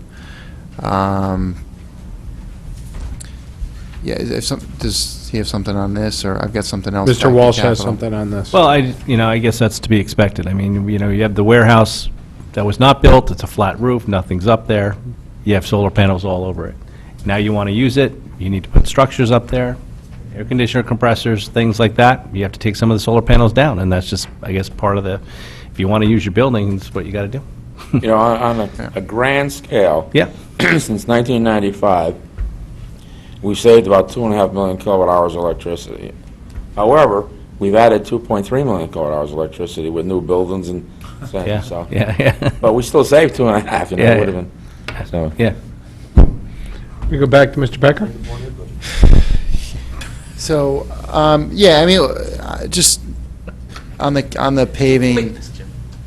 paving one, I think maybe, I'm not sure we're going to get this during the cycle, but clearly a lot of stuff's been asked, and it would be helpful if we can get kind of a better picture moving, what they're looking at, you guys moving forward. Same thing to what everyone's going to go back and recommit to for adding. I know that there's been this, it's been mentioned several times about, some of the reductions that took place during the higher budget increase years, trying to bring it down and all that. But it seems like we're also now not seeing necessarily the proposed budgets come in kind of targeting up there, and maybe there's a plan, but But at this point, this is kind of what we have, and this is what they want to do this year, it's fine. What are you asking? I'd like to I don't sort know of what the see a ask is. DPW plan, and then either, and then at some stage, either the, our board or the boards, the first selectman, sort of maybe get back into sync as to what we're going to see come down within the budgets. I get the constraints of dropping, $1 million in. I mean, we did it in a couple of years, and it was difficult for everybody. But it would be helpful to maybe get on that same page again and start and see the proposed budgets come in some sort of a range, stepped in to whatever that new target may be, and then hopefully have everybody in sync to say, you put it in that way, right, then we all agree we're not going to take it out, and let's get there. And maybe it's only 3.7 and it's only 200. I'm just saying, the reductions have been mentioned several times. There weren't a lot of them, and they were in some really big budget years. We've kind of come down to earth, and we're in the range where sometimes we're talking, hey, maybe we should be putting things in. I mean, I think we need to figure out a plan to get to these targets, and if it's a new target, if it's not 3.7, let's figure that target out, and let's collectively get to that target, and soon, because every year that we don't get to that target, we collectively, and then the taxpayers, really just pay even more a lot of times to try to do all that catch-up down the road. The longer you don't do something, the more expensive, right, anything. The more you push something off, the more it costs you later, which is why we're trying to do the right thing. So what's the ask? The ask would be probably post-budget, because I don't think we're going to get it all now and make some big adjustment here, but post-budget, to get kind of that new benchmark number, and maybe between us and the other boards, try to do exactly like we did a couple of years ago when we took it out of capital, at some sort of meeting, make an agenda item and try to get everyone synced up. And it's probably mostly the first selectman, Board of Selectmen, Board of Finance, and then maybe a presentation on the RTM side, but it would be helpful to try to do what we did the last time and get a new target and try to creep up there. Because we put $1 million, we put another $1 million, we put another $1 million, and we're sort of like in this holding where we're not that far away, but it's just, it's sort of kind of hovered a couple of years with very minimal sort of adjustments. Okay. But we're not there, and the target may have moved. So clearly we need the DPW item, because the target moved up or down, that changes the ballgame a little bit. Okay. And I'm not suggesting in the remaining almost 2 weeks of this budget season to necessarily do it now. I don't see that, but it would be a nice pre-next year item. Okay. Mr. DeWitt?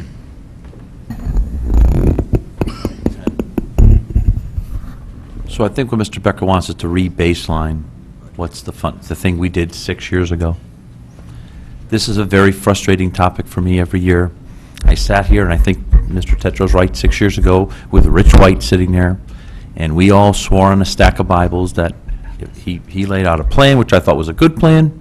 I thought it had a good cap. We all swore on a stack of Bibles that we would fund that plan, and I don't think after the initial reduction of the bonding, we ever lived up to that, and I think that's a real problem. I'm not against trying to re-baseline a number, but if we do that, I really want it to be with the same intent it was done by Mr. White, which was 14 miles times the number comes to a dollar number, and then let's try to live with it. And we did come up with a number, and we, frankly, this board, I think, have done, for the most part, supported that. Other boards have not, and for other reasons, right? But I would support re-baseline as long as it's back to the principles that the original number was set at. Because I still think 3.7 million is a good number. And when that number doesn't hit 3.7, I think to myself, Department of Public Works, knowing more about paving, even though I learned a lot about paving on this board in the last 9 years, there's a reason it's not 3.7. Either you don't have enough manpower or whatever. So as long as that number never hits 3.7, I'm kind of always good with it. But I guess I would support re-baselining that number as well.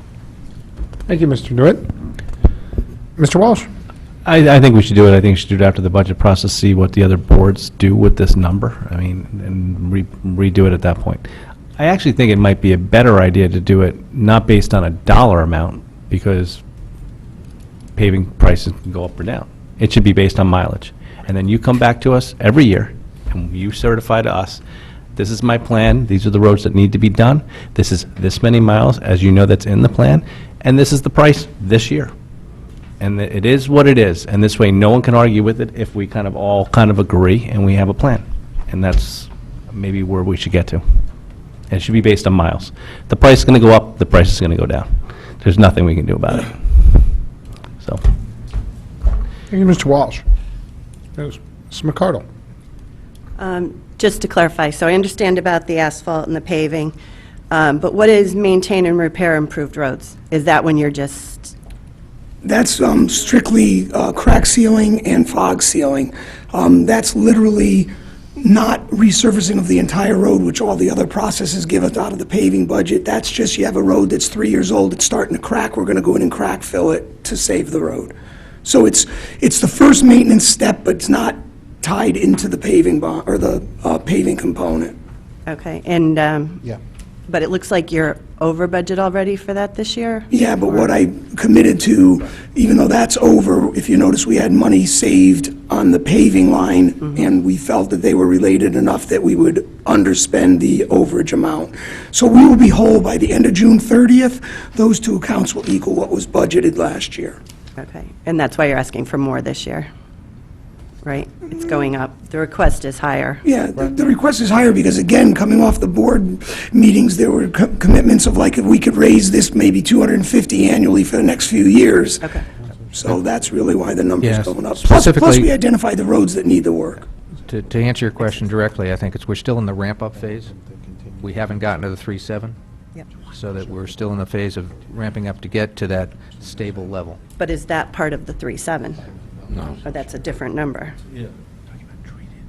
If you're talking about, I was talking about Yeah, the paving. yeah. Okay, yeah, I'm talking about this maintenance on the I'll 400,000. turn that one back. No, it can be part of the 3.7, yes. Okay.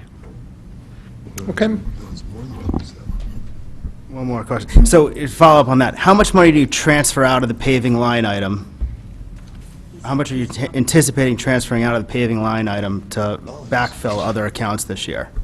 Well, the only other account I would fill would be that roads account, so I'll look at where the deficit is now. And we don't have line item transfers, so it's not a direct transfer, but I think we've reported at the quarterly reports the variances, and that was our plan when we reported the overages in that line. Yes, we are over in that line item, so there's not a transfer, but we, tit for tat, we'd underspend in the other account. So we're over 81,000, so the point is we will underspend paving by the 81,000 to be whole at the end of the budget. Okay, so we're still doing paving this year? Well, The spring. we're going to fill the $400,000 hole in paving? Yes. Okay. Let's go on to other line item here. I think one that's very interesting is contracted services. Can we go to that one for right now? Contracted property services is going up almost 10%. Yeah, it's going up 152,000, Chairman. 142 is directly related to the field, so to piggyback off of Joe's earlier comment, these boards were supportive of an increase last year, but one of the questions was if you're going up with private contractual services, we should see savings on another line item. And I think it was completely courageous as a joint decision, but Mike, Joe, myself, we talked about all the pros and cons, and we've cut two people. It certainly doesn't make me popular among my coworkers, but we feel from a town perspective, we're getting good work done for a better bang for our buck on the fields by privatizing them. Questions, comments from board members on this? I'm going to go to Mr. Hopkins, and then I'll go to Hi. Mr. Walsh. Previous years, I think it was back when Mr. White was still here, he commented, I think, to the RTM when I was there, that he did a calculation where he would look and see there are some instances where it's cheaper to use contracted services, and there's some where it's cheaper to use town. Are you still doing that on a regular basis? Every day. What are some examples where it'd be cheaper to use a town worker versus contracted services? One just happened to us at the Bill Norton's plant. About 6-7 years ago, we took what they call a biofilter off of, we took wood chips off of a biofilter. Essentially what it is a thick stack of chips. help reduce the odors from this biofilter that's beneath. Last time we looked at this model, we couldn't rent the dozer, so we subbed the dozer part out to the tune of like $9,000. Today, we revisited that job because it popped up again. We were able to rent the dozer and put our guy on it, and we're in about $3,000. So in that case, substantially less to put our crews on. We've just done a recent comparison where we looked at garbage, and while my guys don't like to pick up garbage, we actually are better suited for it because we had tremendous numbers for what we'll call round one. When the garbage truck went to the beach on a Saturday morning and did it, we were very competitive. But what we had was the ability to have our crew repeat that round in their 8-hour shift, so we paid no overtime. When the garbage hauler repeated his shift, his price went up. So again, my guys don't love it. I'm going to not lie to you. They'd rather be doing the more sexy things than picking up garbage. But we feel that that's a better bang for our buck. Not to mention, if there's a problem at one of the beaches, not only can we cover it from a scheduled point, but now a lifeguard can call us. We can respond on duty with that personnel, and there's no penalty. Where if I have a garbage hauler have to respond to an emergency, there's going to be an uptick in the fee. So those are just a few examples. What about things like lawn mowing? Is that something that's mostly contracted out, or do we do it in-house? If I had my way, and again, my guys will shoot me when they play this back, but I wouldn't own a lawnmower. We sub out more grass at $120,000 today. Like 3 years ago, I spent $150,000 and we subbed out less grass. So you see the trend. People are competing more for the grass on the outside market. So quite frankly, I don't fight for it. I'd rather have my guys do tree work or things that are more expensive for the labor rate that I'm paying them. Thank you. But I do have a couple of places that the personnel still do cut. Just throwing aside, too, the guys doing all the grass work has propane lawnmowers, so it's another reason it's cheaper. Propane's cheaper than gasoline. So. Thank you. I'm going to go to Mr. Walsh, who had been waiting. Scott, you've made some good sense with the contracted services on how it's cheaper, specifically with the lawn cutting and some of the other things. The question I have, and I see you losing 2 people, specifically I see like the laborers going down from 12 to 8. And my question comes when I look at the positions. I would have expected, I guess, over either last year or this year, that the supervisors of these people would need less supervision. So like foreman, I'm seeing that we're adding a foreman from 6 to 7. I would have expected to see that go the other way. If we have less laborers, there's less foremen to actually have to supervise the laborers or whatever. Is there a reason why we're not going down in that area, or is that going to come like next year, or you know, because it just seems like the more we sub out, we need less supervision because we have a few less employees. The statement's fair that you would think on the onset that you'd have less supervision, but at the same token, when you're subbing stuff out, we still have to have supervisors out there monitoring in terms of what they did, how they did it. So we certainly, even though it's unit pricing, we don't want to pay for people that didn't pick up trash. We don't want to pay for a lawn that didn't get cut. We don't want to pay for a field that didn't get groomed. So at this point, we've certainly had those conversations. I don't think we're prepared yet to cut the supervision. I'm not saying it won't happen long-term, but right now, we think from a business model, we're staffed where we should be. Okay. So you're saying that the foremen and some of the supervisors, despite the fact that the contract service is going up, you still need to make sure that those people are doing the work, even if it's cheaper. And the one increase on the working foreman actually marries into the contracted grounds crew. What we found early on, and we anticipated some of this, we quantified everything we could so there would be no hidden secrets. We quantified how much to paint the field, how much to fertilize the field, how much to aerate the field, how much to groom the clay, how much to cut the grass. So everything's a line item now. We control, we want you to cut it on a 10-day cycle, 7-day cycle.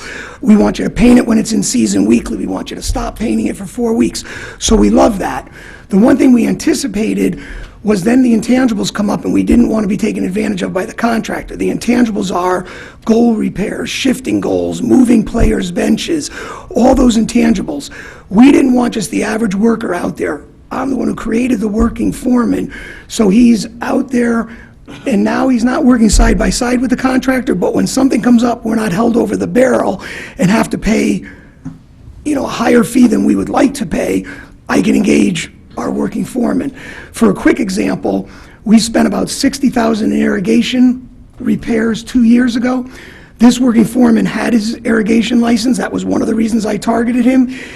We have irrigation covered in the bid, but I'm finding that he's able to do it, and we dropped that cost down to about $30,000. But how nice is it to be in my world? I can have him do it, but if he's really pressed for time, I have the price in my back pocket for the contractor to do it. So we think it's working at this time. And that's the reason why you added that extra That working foreman. Working foreman. And once again, we didn't, well, it increased from 6 to 7, but it was a guy who got a Promotion? a slight promotion. Okay. So, and it's not a night and day promotion. It was, and that was according to union contract, so it may have been a step, so. Okay. I'm going to go to Mr. Timniak. As part of the contract for outsourcing the field work and the mowing there, does that also include the town's trails? No. No. If you're referring to like open space conservation land? Yes. No, they did piggyback on some of our bids in the last few years, but to my knowledge, I don't think they're doing too much privatization at this time. Oh, so, but those are still public work union workers who work for Under conservation? conservation, that is correct, yes. Okay. All right.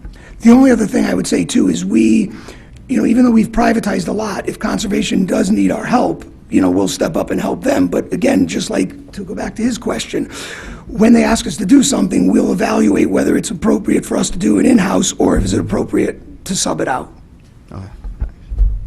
Any other questions on this line item? We'll go to Mr. Brown. Yeah, Scott, I agree with the thought process and the business model that you've been explaining. But I still look at this line on contracted services, like from fiscal year 14, and I see it went up $400,000.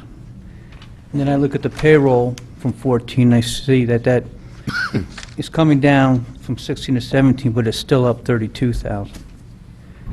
So do these people get increases every single year? I mean, why does it go up about $100-some-odd-thousand a year? The short answer is yes, the employees contractually do get increases. Not the employees, I'm sorry, I'm talking about the contract. Oh, the contracts, yes, but for example, the contract that we wrote for the ball fields is an annual contract renewable with both parties agreeing, but tied into the COLA increase, which this year is 0.25%, 0.25%. So that's not impacting us a great deal. What impacts us more is just everything that we've privatized. Our body count 10 years ago was 80 people in Department of Public Works. We're now at 72. And again, when this gets played back, don't think they're not looking to lynch me, at the office tomorrow. We have been one of the more courageous people who have actually assessed the cost of our in-house labor and the cost of privatization. And a lot of the other reasons some of these jobs have gone in the outside world, they're 8-month jobs. So I'm not carrying a 12-month salary. I'm letting the landscape. Yeah, no, I agree with the concept. But I mean, Looking at the numbers. Yeah. I can give you a breakdown of specifically where I'm targeting and where I am to date in terms of that, but I sub out all the catch basin cleaning, all the line cleaning, and again, it might be a better So conversation. you're saying if you're I- contracting out more now than you did 4 years ago? I am. Okay. So maybe that'd be a nice comparison to see. What are we contracting out Yeah, now? I can. Yeah, and one of the things I asked Mr. Merritt to put together was, over the last 5 to 10 years, what's the personnel look like? Yeah. Right? Okay. What's getting done, what's the personnel look like? Could- So that we can see exactly what Because that would make sense to me. If you're contracting out more, And the other thing, Jim, and we're all a victim of this, so we started portalets a decade ago. We never had a portalet in our vocabulary, but now we have a portalet. Well, like anything else, we targeted the primary fields, but guess what? I've tripled our portalets out in the field. Good news, the price has come down. Bad news, I've tripled the quantity. How do I tell one youth group, I'm going to put a portalet because your child's playing at that field that doesn't have a restroom, but somebody else's child's playing in another field? so you're right, you can't do that. Right, so the answer is, I can Comparison- show you numbers Yeah. of how those demands have increased. And again, I'll celebrate the good news, the prices come down, bad news, requests have gone up. And that's But- something else we talked about in previous years, is the scope creep and what we're asked to do. year over year. That's something else we should watch as well. I will tell you this, and I don't know where the town bodies will go with this, but I will furnish a report to Joe, and Mike will be copied on it. We've always tracked our costs fairly well, but this year we went extremely aggressive. So I now know, and I can produce daily worksheets that show that Jim Brown worked for DPW fixing this building. But when we subbed him to Board of Ed for 8 hours, we have all those sheets. We've always done a good job with like WPCA, Board of Ed, but now we're doing everything that we feel is out of the DPW scope is documented. The truck they drove, the hours, the materials. I think that number, come June 30th, when we produce it, will give people a good sense of where we've been I'd overlapping. be interested in that. We would like to know that. I would like to see Well, that that's why at we our did it. board. We sensed the last few years you were looking for it, and again, we're proud of what we do. We love to help the town, but it comes with a cost. Yep, so And- let's, and people, let's, you so know- we'll itemize it and see it and take Yeah. a look. All right, thank you, thank you. Any other, Mr. Walsh? Just in that regard, because you're tracking all this stuff now, and because you're tracking it, Mr. Lombardo is now charging some of the sports programs for some of this stuff, which the income comes in on the Parks and Rec, but the expense is on your side. I always joke with Jerry, you could take the blade out of my back whenever you're It's ready. not really fair, right? Maybe we should give you the revenue. I'm in the field, well, yeah. I hear you, I hear you. No, but I mean, part I'll of tell you- the reason why you're keeping track is Jerry wants to have that expense so he can show this league or that Right. league or that use, hey, this is what it's really costing us. We have the numbers to show it. Right. And I think We he's have done a pretty good definitely- job of actually starting to charge that back, too. Yeah, we are definitely doing that. And the other hidden, which I will try to break out for you, the buy-ins from like the, what we call Fall Fairfield American Little League or NFLL, or FNLL Fairfield National Little League, the buy-in has been embraced tremendously. What we've done is like, we say, okay, you're permitted these 6 fields. I'm not going to sit here and tell you they funded all 6, but they met us more than halfway. They saw us made a concerted effort to put contractors in and up the level of our game in terms of maintenance. So they said, okay, we're going to pay for these fields. So in some cases, it's the adult leagues being charged a per-head fee. In other cases, it's a partnership like that where those leagues are actually supporting us. But what they really like about it is they feel they're getting a better quality field put out and they're getting more play time. Yeah, but I guess my point is that your contracted services are going up on those fields Correct. to take care of those fields with a private company. Correct, that's true. There's income coming in, Right. but we're kind of not netting the two Two and at seeing this that time. it's actually probably a better deal for us overall, all in. Yeah. Well, and I do have to say, that I've had a lot of comments from people around town with how much better the fields have been maintained, to be honest. And again, you know, I'll be honest with you, that hurts me, but it's a reality. But it hurts me because I think I have good guys, but we just weren't on our turf management game. But now we are because the contractor is getting us there. Yeah. So it is what it is. And a lot of it's a function of our guys. If we're working our normal 7 to 3:30 schedule, you face a decision. If you have a downpour at 4 o'clock, well, do you keep a guy on to address that field? Whereas if you have a performance-based contract, whether it's 4, 5, 6, or 7 at night, the contractor is responsible for getting the field ready for that play. So there's a lot less. Yeah. There's also, I think, been less cancellations and things of that sort because of that. So, but you get picked on and called out when things don't work well, and a lot of times you don't get told when things are working pretty well. Well, we appreciate that. And I have heard a lot of comments on that this year, to be fair to you guys. Well, I still don't like to see the budget increase, but I have heard a lot of good Well, I comments. truly appreciate that because, again, I can't understate the crap I'm going to put up with when I leave this table, but the reality is that I've always told them that we have to compete with the outside market. The reality is that we as employees have to perform. And I'm trying to compete with what their salaries are paying them. Are there other comments? Yes, Ms. McCardle, please. Kind of on the same thing, because we're talking about contracted services, and then down further, you have maintenance and repair of buildings and grounds. That is correct. That's up almost 20% also. That's correct, yeah. So what does that include? Or what's different about that? Or is that just the things that you actually do? No, there's two main components. If there's actual physical jobs that we want done on buildings, they're spelled out, but then there's a general maintenance in terms of, there's unknowns, water fountains that are going to break, toilets in the buildings. So it's a combination. I'm not sure if you had seen the detail, but I would be happy to give you the detail how it's broken out.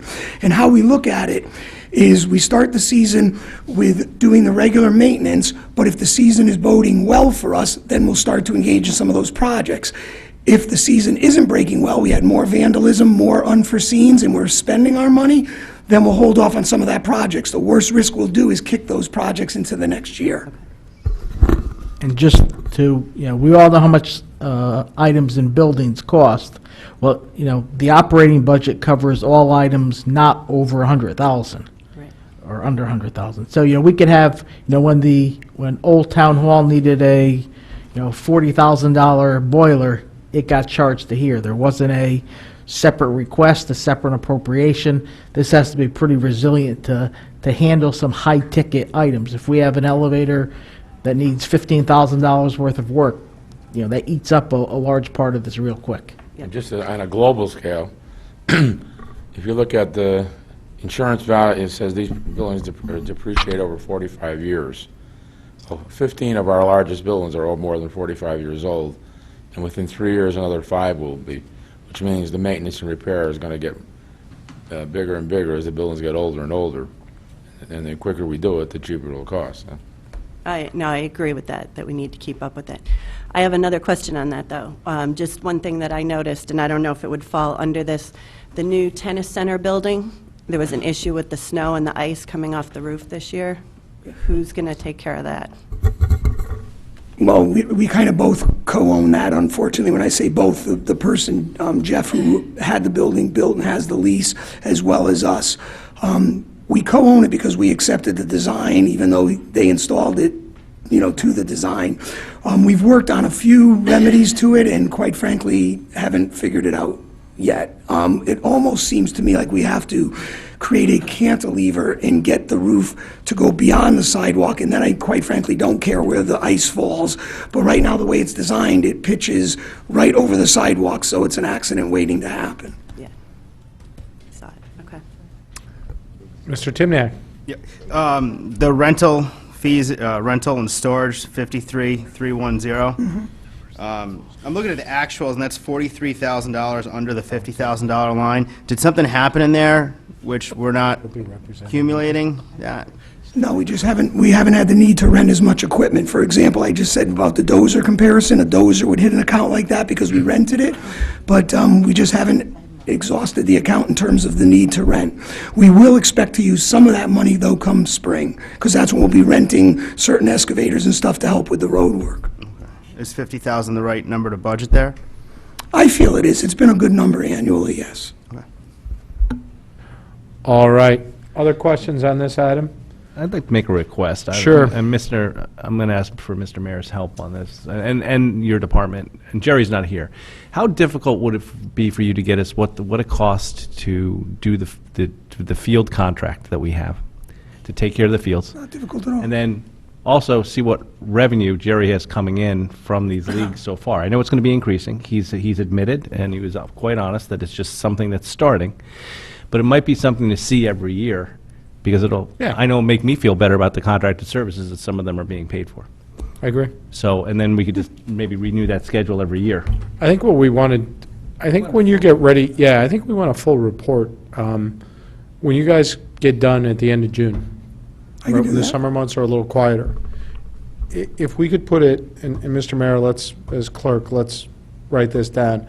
Have you guys come in and step through the additional services you provide, what leagues benefit, and then maybe you could work in concert with Mr. Lombardo going forward to actually, as well as the Board of Education, quite frankly, because I know sometimes you guys are called on to do work on their buildings and their property to help them out, to let us know the additional work that you're doing. And it would be something that, moving forward for next budget cycle, to basically put that out there, so that we understand, because I do think, to your earlier point, and to what Mr. Brown caught out, when you look at these numbers, I understand what you're doing, I think we understand what you're doing. But because you're taking on additional work at the same time, it's being buried in these numbers and we can't see it. And oh, by the way, there should be a discussion had over whether you should be taking on that additional work, because maybe you shouldn't, and we should be seeing the savings. No, I get the request, I'm all in, I'll buy in, I think it's a great exercise to do. The one thing Joe and I always talk about is at the end of the day, when residents call, there's no, like, if we say no, there's generally not another alternative, so we have a hard time saying no. I'm competing with one right now. I find state property that our residents are looking at, quite frankly, littered with debris, wood. If I live there, if you live there, we'd hate it. Well, the reality is the state's like, I don't care. So they're not going to fix it, but meanwhile, our residents are sick of looking at it. I'm dangerously close to doing it, not that I should, but if I don't, who does? I think that's a very fair point. But I think that comes with a cost. And No, I it does think come with a cost. It There's a does. discussion that needs to be had over, I'm with you. you know, and Mr. Tetro, even in his budget memos, said, balancing the high-quality services that people want versus what they're willing to pay for it. Well, I think that we don't always fully appreciate that. That comes with a cost. And there ought to be a discussion to have that as to whether we want to pay that cost. And the answer might be, yeah, we do, for exactly the reason that you just said. But it's worth a discussion of having. No, very definitely. I look forward to that. I mean, one of the other areas that the same thing comes up, Tom, is building projects. Right. We do building projects for schools all the time. And you guys always come in on some form or fashion that we never know what the value of that is. We think we're paying with our bond the full cost of that project, and maybe we are 98%, maybe 99%. But you guys are taking on some of that work that never gets really seen, just because a building committee's probably close to their number, close to being over budget, looking for a little relief to get to the bottom line so they're not going over the budget. But it's probably something you haven't planned in for that year, but having to make up that difference. So, I don't know how we figure that out, but, I know that you get that request, and sometimes I'm sure the first selectman asks for it, I'm sure the building committees ask for it, and what do you say, no? Right, that's the issue. So. Yeah, fair points. What else? Yep, we do have capital here, but I want to make sure we get everything else before we go to capital. Thank you, Mrs. Gardner. Okay, let's turn to the capital then. I have to confess, when I first opened the budget book and I saw this, I was a little surprised. And my memory might be going. But we put a ton of money in here last year to up this.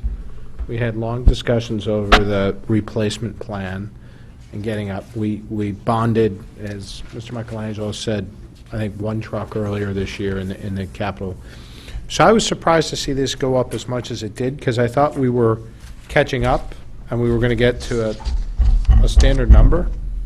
I just don't remember what the heck that was. Right, so when I saw that come up this year, I was like, oh my God, it went up again. The capital vehicle, so the threshold we use is over 100,000, and we have 48 such vehicles in our fleet. Yep. And we program the life of generally 12 years, some of them 15 years, some of the equipment there. So on a average cycle, it's every 4 years. It's, simple math, 48 pieces, 12-year life cycle, around 4 per year. But with that being said, there's some flexibility in our rolling stock, just like the fire department, the presentations you heard, after their frontline vehicles, year 10, 12, they keep them for another 8 or 10 years after that. Similarly, we keep our trucks after year 12, after 15. So not all of our, 100% of our trucks need to be, from age 0 to 12.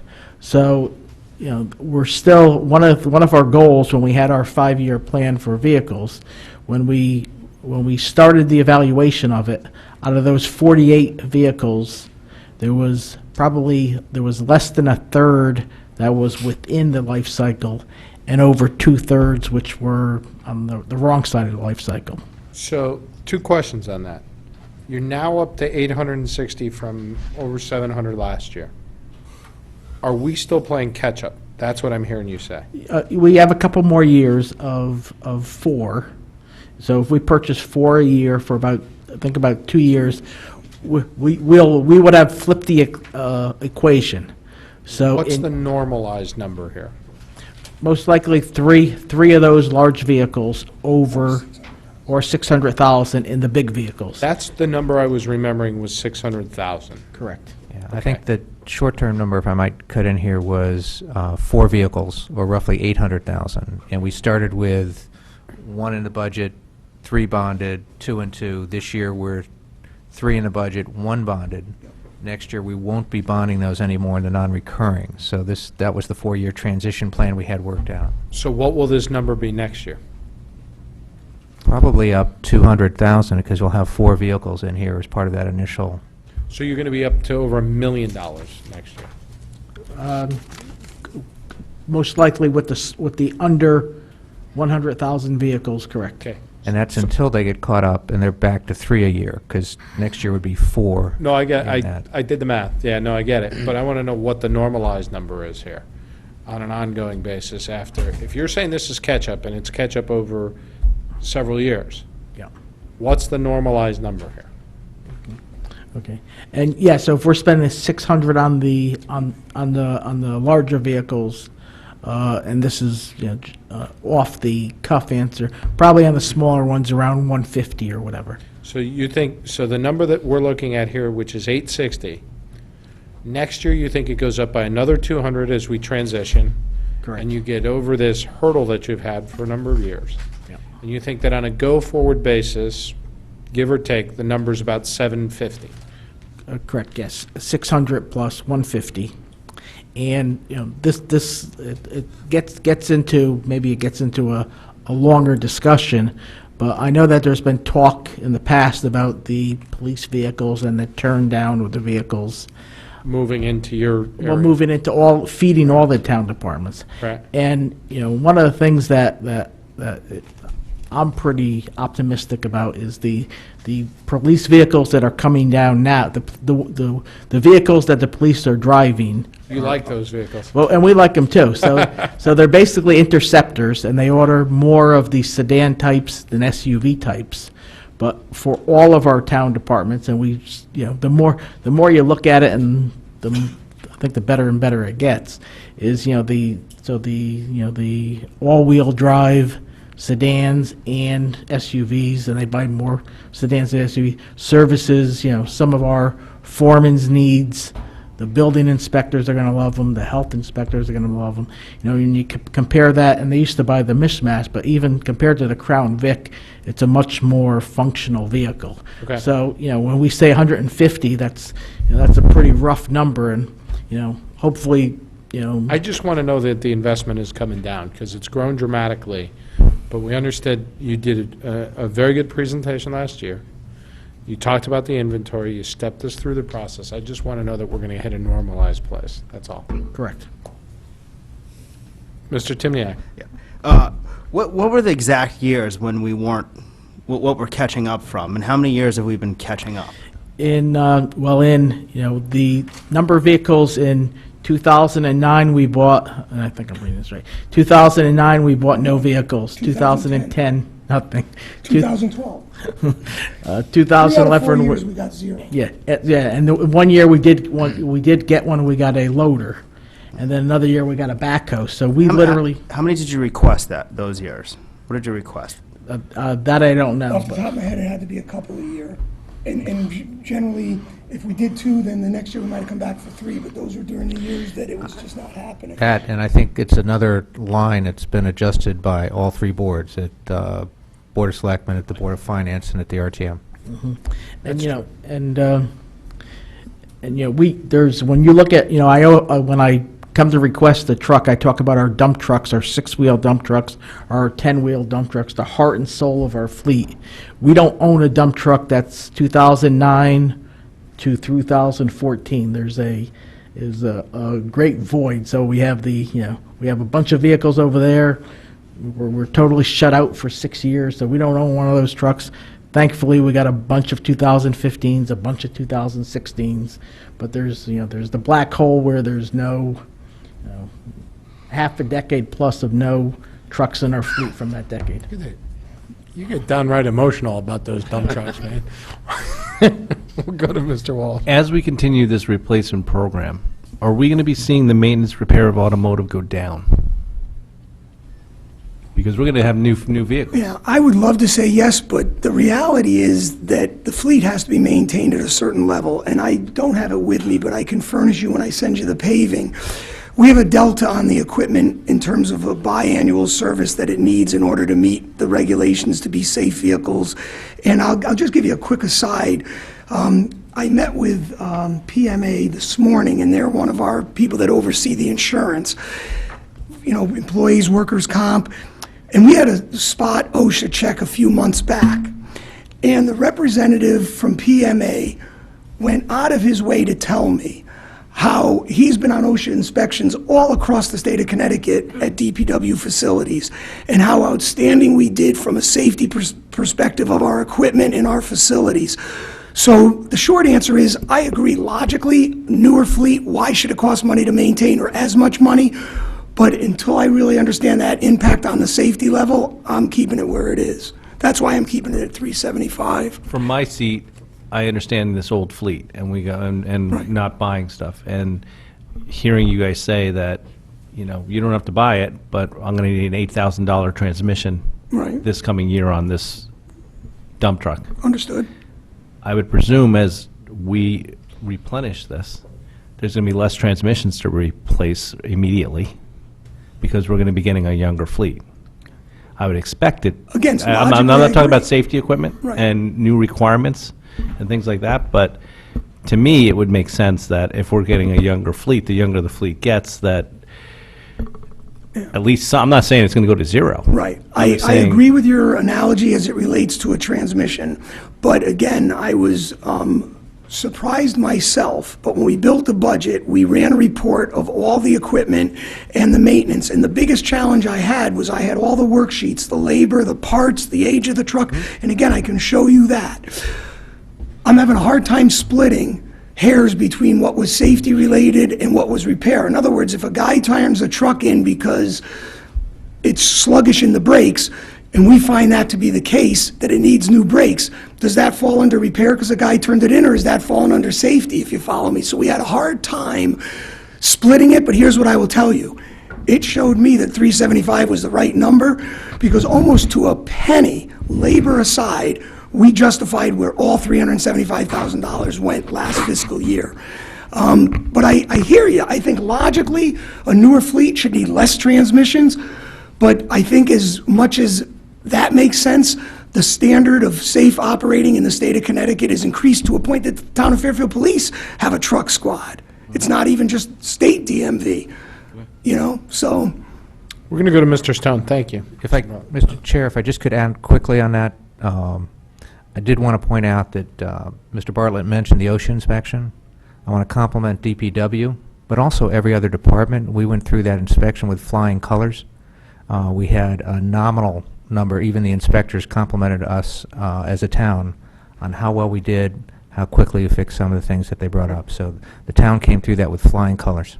Great. Thank you. That's good to know. I want to go to Mr. Stone, and then I'm going to go to Mr. DeWitt, who had his hand up. First of all, I just want to compliment you on everything, the paving and all that, because I think the roads are in much better condition. I think the town looks better, and I just want to say that. Follow up on Mr. Walsh, though.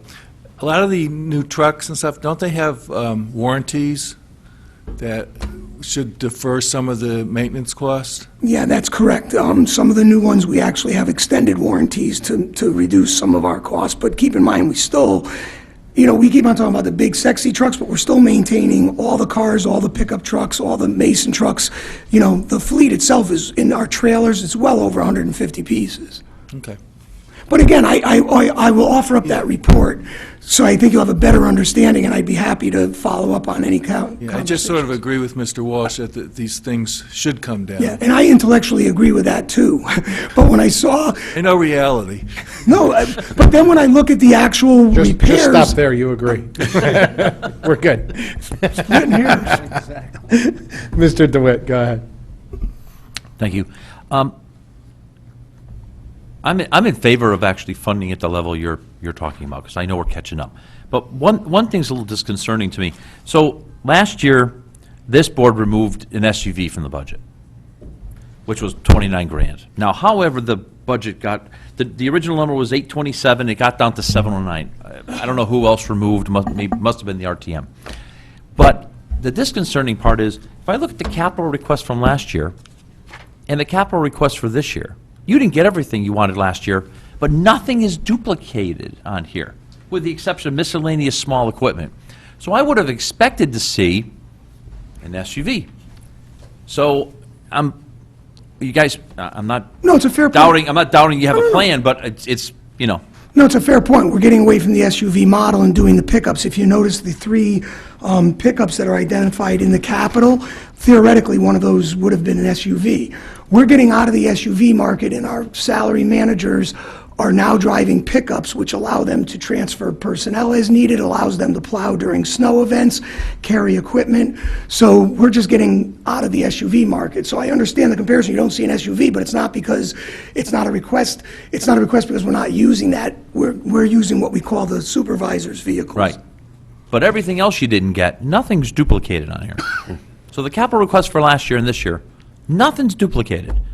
But yet you didn't get anything, well, I'm sorry, you didn't get $120,000 worth of stuff you wanted, but nothing's duplicated on here. So that's, again, But what else, I'd like to know I don't know what it is, myself. because Yeah, well, let me- all I know is we cut one SUV. Everything else that was cut, clearly something else was cut. I don't know what it was. But I'm just I'll do a saying, copy you and know. get back to you. Thank you, Mr. DeWitt. Do we have anything else? Are you going to be getting, do you have a schedule, or have you been notified that you're getting other vehicles from the police fleet coming out? Yes. Yeah, we have a detailed report from them that goes to our garage manager, Jeff Cornwall, who then takes those vehicles and transfers them throughout the town, whether it be health, building, engineering, whoever needs them. But, and the answer is we do have that. And are those SUVs this year? Are they finally coming off? Mostly cars. There might be Cars two still? SUVs. Yeah, there's still the hybrid, so when you look Yeah. at the list, there's not, like we eventually will see. So maybe next year might be the SUVs finally coming offline? Correct, yeah. Yeah, Okay. there's some Explorers, there's some SUVs, but yeah. they're not the Yep. stock ones we're used to seeing. And just to fully answer that question, what we sit down with all the department heads that might be needing vehicles with police in the fall, look at what cars will be coming off the police department, then prioritize who gets them. DPW kind of controls which vehicles are old enough or worn enough to be replaced, so we kind of use that as part of our priority. But we all sit around a table, so everybody knows what's happening, so you won't see anybody duplicating that in the budget with a request for something that's already coming off the PW list. So if there's something in the budget request, it means they're not scheduled for a police car or refurbished, and they need it, more importantly that, and we couldn't shift the priorities. Thank you. I want to move on now, if we can. Is everybody set? Can we move on to engineering?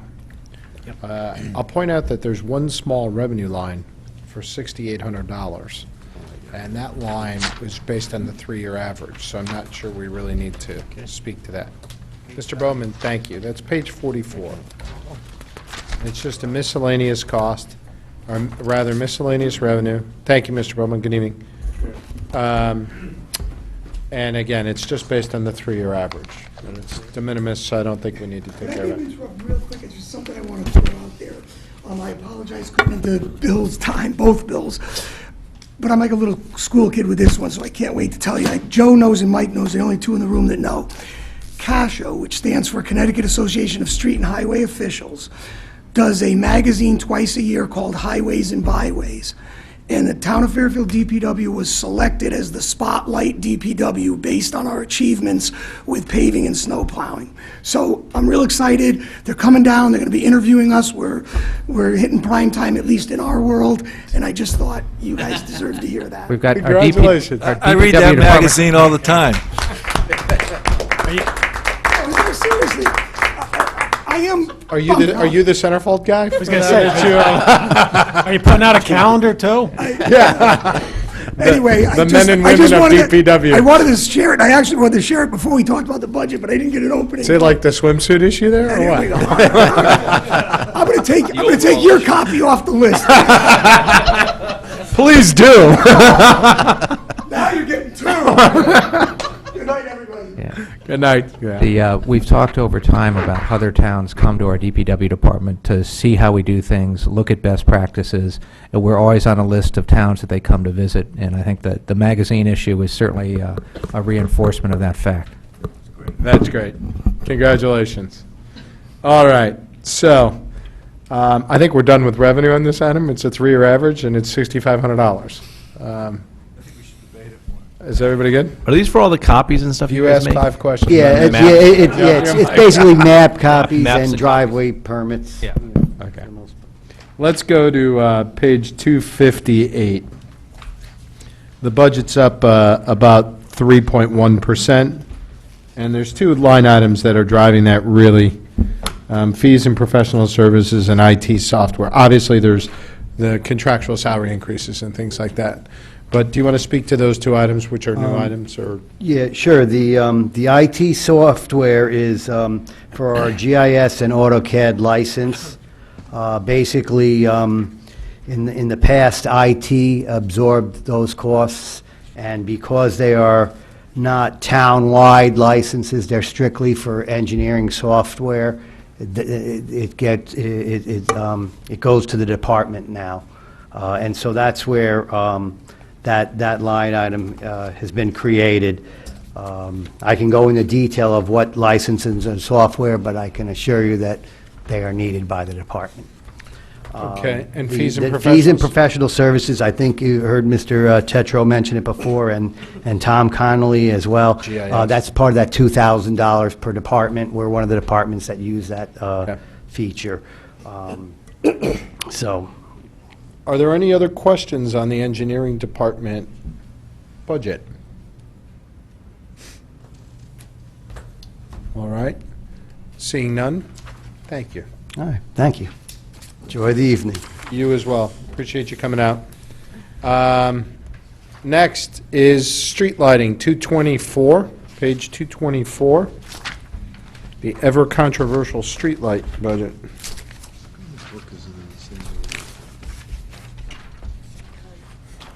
I believe we heard a little bit about this when Mr. Bowman was here talking about the electrical.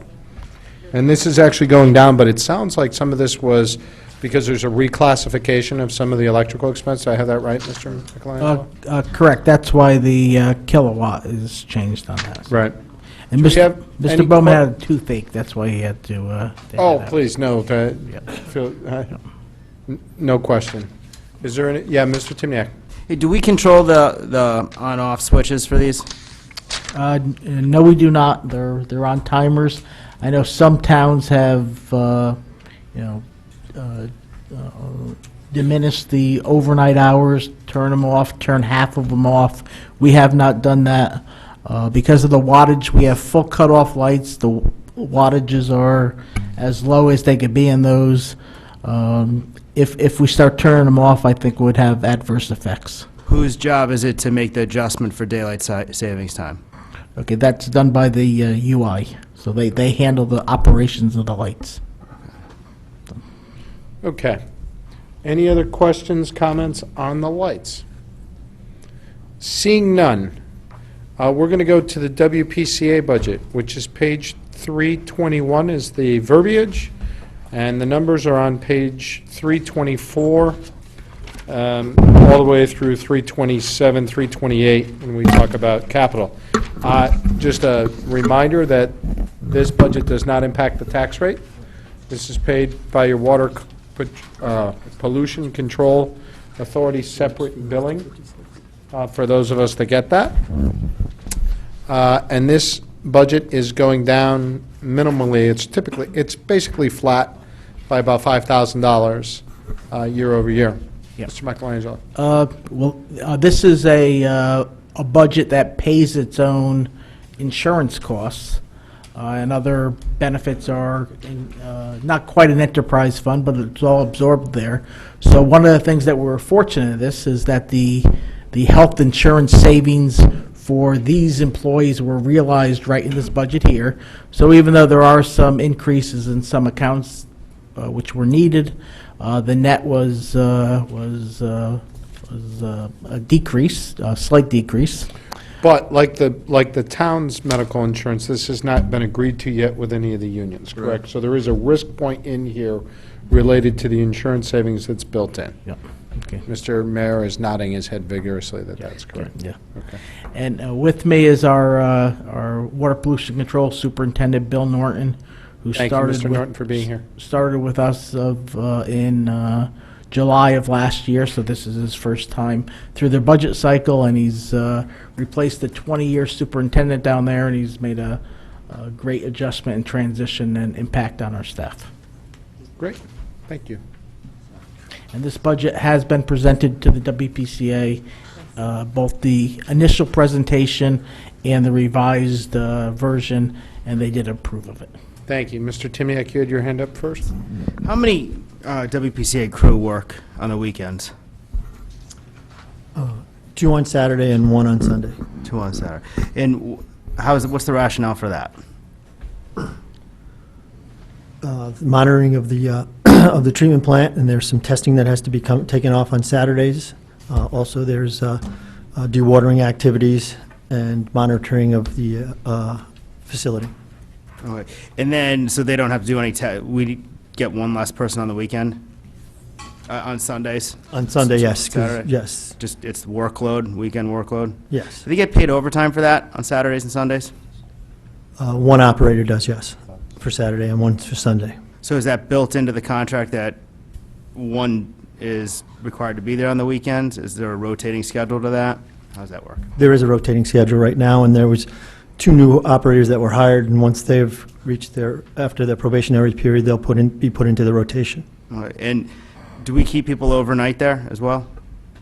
On occasion, depending on storm activities and things of that nature, but not normally. Okay. All right, so Saturdays and Sundays are just general 9 to 5 type time? We generally work 7 to 3:30. 7 to 3:30. Okay. Yes, Mr. Becker. Not so much a question, but more of a comment, suggestion, maybe for future related to the contracts. There was something that DPW had done with newer employees to get them to avoid some of the overtime, where there was a window where they, up to a certain point, were required to do some weekend rotations, and there were some savings, as I remember this a couple years back.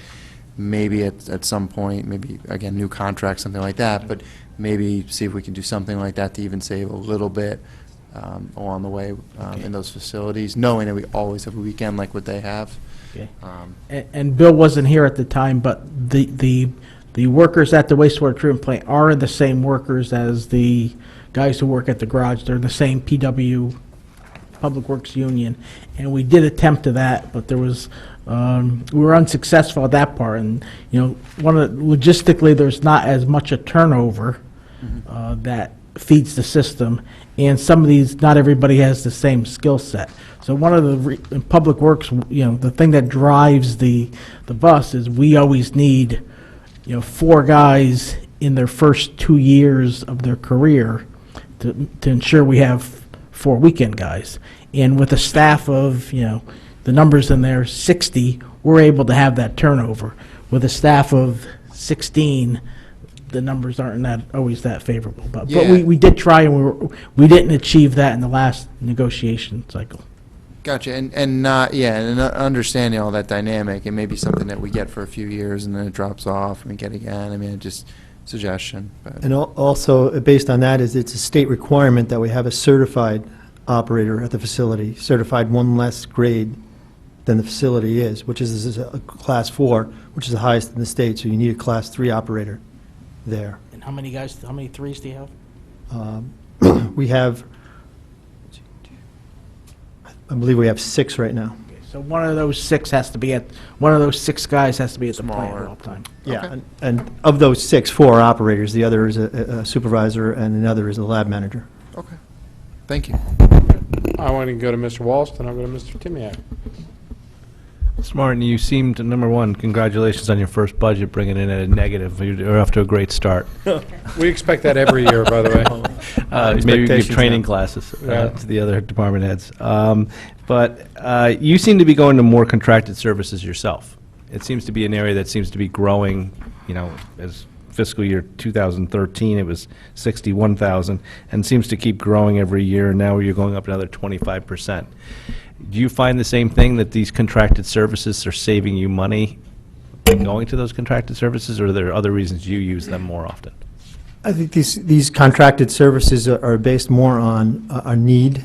Okay. Whereas we're doing more cleaning and more I&I work, as probably Joe will speak to later, but it creates more of a burden on the treatment plant, more debris, more grit, more grease, things of that nature, so that increases our cost to get that out. Okay. And what is this II Correctional Impro? Because it goes up 68%, but in a way, it looks like your actuals have been around 300,000 for the last number of years. You were just under budgeting that line. Yeah. Well, that's a voluntary cost. Okay. So one of the things that we need to do with our system, which all sewer systems need to do, is, pipes, just like basements that are 6 feet down are subject to leaks. Well, pipes are subject to leak too. So one of the things that we need to do is invest money in our system to line, to inspect, to cost-effectively repair as many of these leaks as possible to get the extraneous flow out of our system. And our WPCA does raise the revenue through new connections, and now it's to the tune of about $3,000 plus per house. And this is how they spend the money. So they collect the money with developments, and they spend it through the operating budget. My last question, I guess, goes to if you could just give me some general explanation in regards to your personnel summary, because there seems to be a change in either people's names or positions, because I see from one year to the next, I see a lot of zeros where we used to have positions and other new positions in other areas, like you went up in repair workman from 2 to 8. So, but I'm also seeing like a bunch of positions that were there last year that have zeros next to them, meaning we're not going to have that position anymore. So has there been a change of philosophy since you've taken over on how to run the facility? I think there's been a change in the town policy about combining different job titles into the titles where you see the 8, as opposed to singular titles where you see the zeros. Reclassification. Right. Okay. Correct. Okay. And there's A wastewater Oh. operator. So that's all it is change of Yes, classification? I'm trying to consolidate so it's easier to. Okay, no, it's just when you look at it, Yeah, it looks a little yes. odd when you first look The at it. manager did not make those changes. Oh, okay, thanks. Mr. Timniak, did you have something? I did. My question was on the INI as well. And it was based upon, this year's actuals are at $7,000. I mean, are you, according to the sheet here, $6,938 so far spent this year on a $3,000 line. Is there a big ticket item coming in, or are we planning on spending $293,000 in the next couple of months on that? There have been some invoices that have come since this budget has been published, so there is quite a bit of money that's come in from that. I do not have that number. I can get it to you. And last year's budget, I think, was $177,000, right? That was the last year's approved dollar amount. Yep. I got you. I was looking at the projection, not the budget, sorry. All right. Mr. Timniak, are you good? I'm good. Anybody else? Just one last question. Your capital outlay this year seems to be going up. Is this just an odd year that you needed a bunch of stuff? We've budgeted for an additional, I don't believe it's gone up that much from last year's. Well, it said it went up 20%, I think. We were looking for a couple additional pumps at 3 of the pump stations. Oh, okay. And we were looking at a truck, and also we were looking at a new alarm system for all 8 pump stations. We can just go to page 327 and 328. It enumerates it there. Questions on individual line items related to those capital outlays? The alarm systems are to just harden the facility, kind of? The actual alarm systems that we're talking about here for the 8 pump stations, Yeah. unmanned pump stations. Yes. And right now, all we have is telemetry that tells us there's a problem. Okay. The new systems will tell us more of what the problem is, whether it's a power outage, pumps down. Yep. It'll give us running time so that we'll know what's wrong with individual pumps. Any other questions, comments, concerns on WPCA? Seeing none, I think we're done with this budget. Gentlemen, thank you for coming out tonight. We appreciate your time. Thank you. Did you talk about capital? We just did. Oh, I'm sorry. Yeah. Okay. Thank you very much, appreciate it. Thank you very much. Thank you, everyone. Couple items here. Just a programming note. Next Tuesday, March 15th, we are kicked out of this room. And we'll remember that during voting night. No. Public Safety Night will be held at Osborne Hill School in the Osborne multipurpose room, or whatever they call that room. But that's where we will be next Tuesday night, so please remember that. We also next week have a meeting on Wednesday, March 16th, as opposed to Thursday, because Thursday is St. Patrick's Day, a very important day, especially in this town. And then a week from Saturday, on March 19th, the Board of Finance will have its annual public budget comment session for the public, and this year we will be at the Fairfield Ludlow High School auditorium. Is there anything we're forgetting, or questions, comments, concerns? Mr. Mayor, I want to thank you and your staff for receiving the follow-up items. We have a few follow-up items I think we're waiting for from the Board of Education, perhaps. Not much. But if there's any information requests that we have, I would ask that you please forward them to me and copy our clerks so that we make sure that answers and follow-up items get distributed appropriately to everybody as opposed to just the person asking the question. Mr. Stone. Are we ever, I don't think we got it, from the Board of Ed, a definitive answer of what happens if we cut the budget? Yeah, Mr. Walsh asked that question as well to me earlier today. I believe Mr. Title, or Dr. Title followed up on that, but I don't think we got an actual document on that, so that's something I'm going to have to follow up on him with. So thank you for that question. I thought the answer always from Dr. Title, and it's been the answer from Dr. Clark before that, it is, I can't give you, it's not my decision, it's the Board of Ed's decision. No, it wasn't what we What are we follow up talking on, that about? wasn't the question.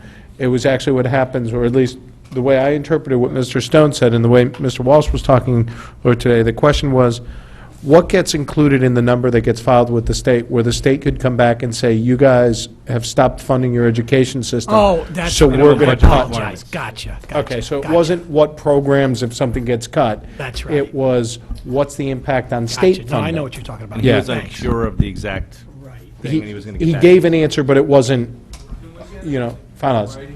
Yeah, that's what we're going to try to do. Thank you for that. Thank you for following up on that. And Mr. Walsh did with me earlier today as well. Are there any other questions, comments, concerns from everybody? If not, everyone have a wonderful weekend. Thank you for your time and attention this week. Do I have a motion to adjourn? So moved. Mr. Walsh, do I have a second? Mr. DeWitt, all in favor? Opposed? We're done, everybody. Good night.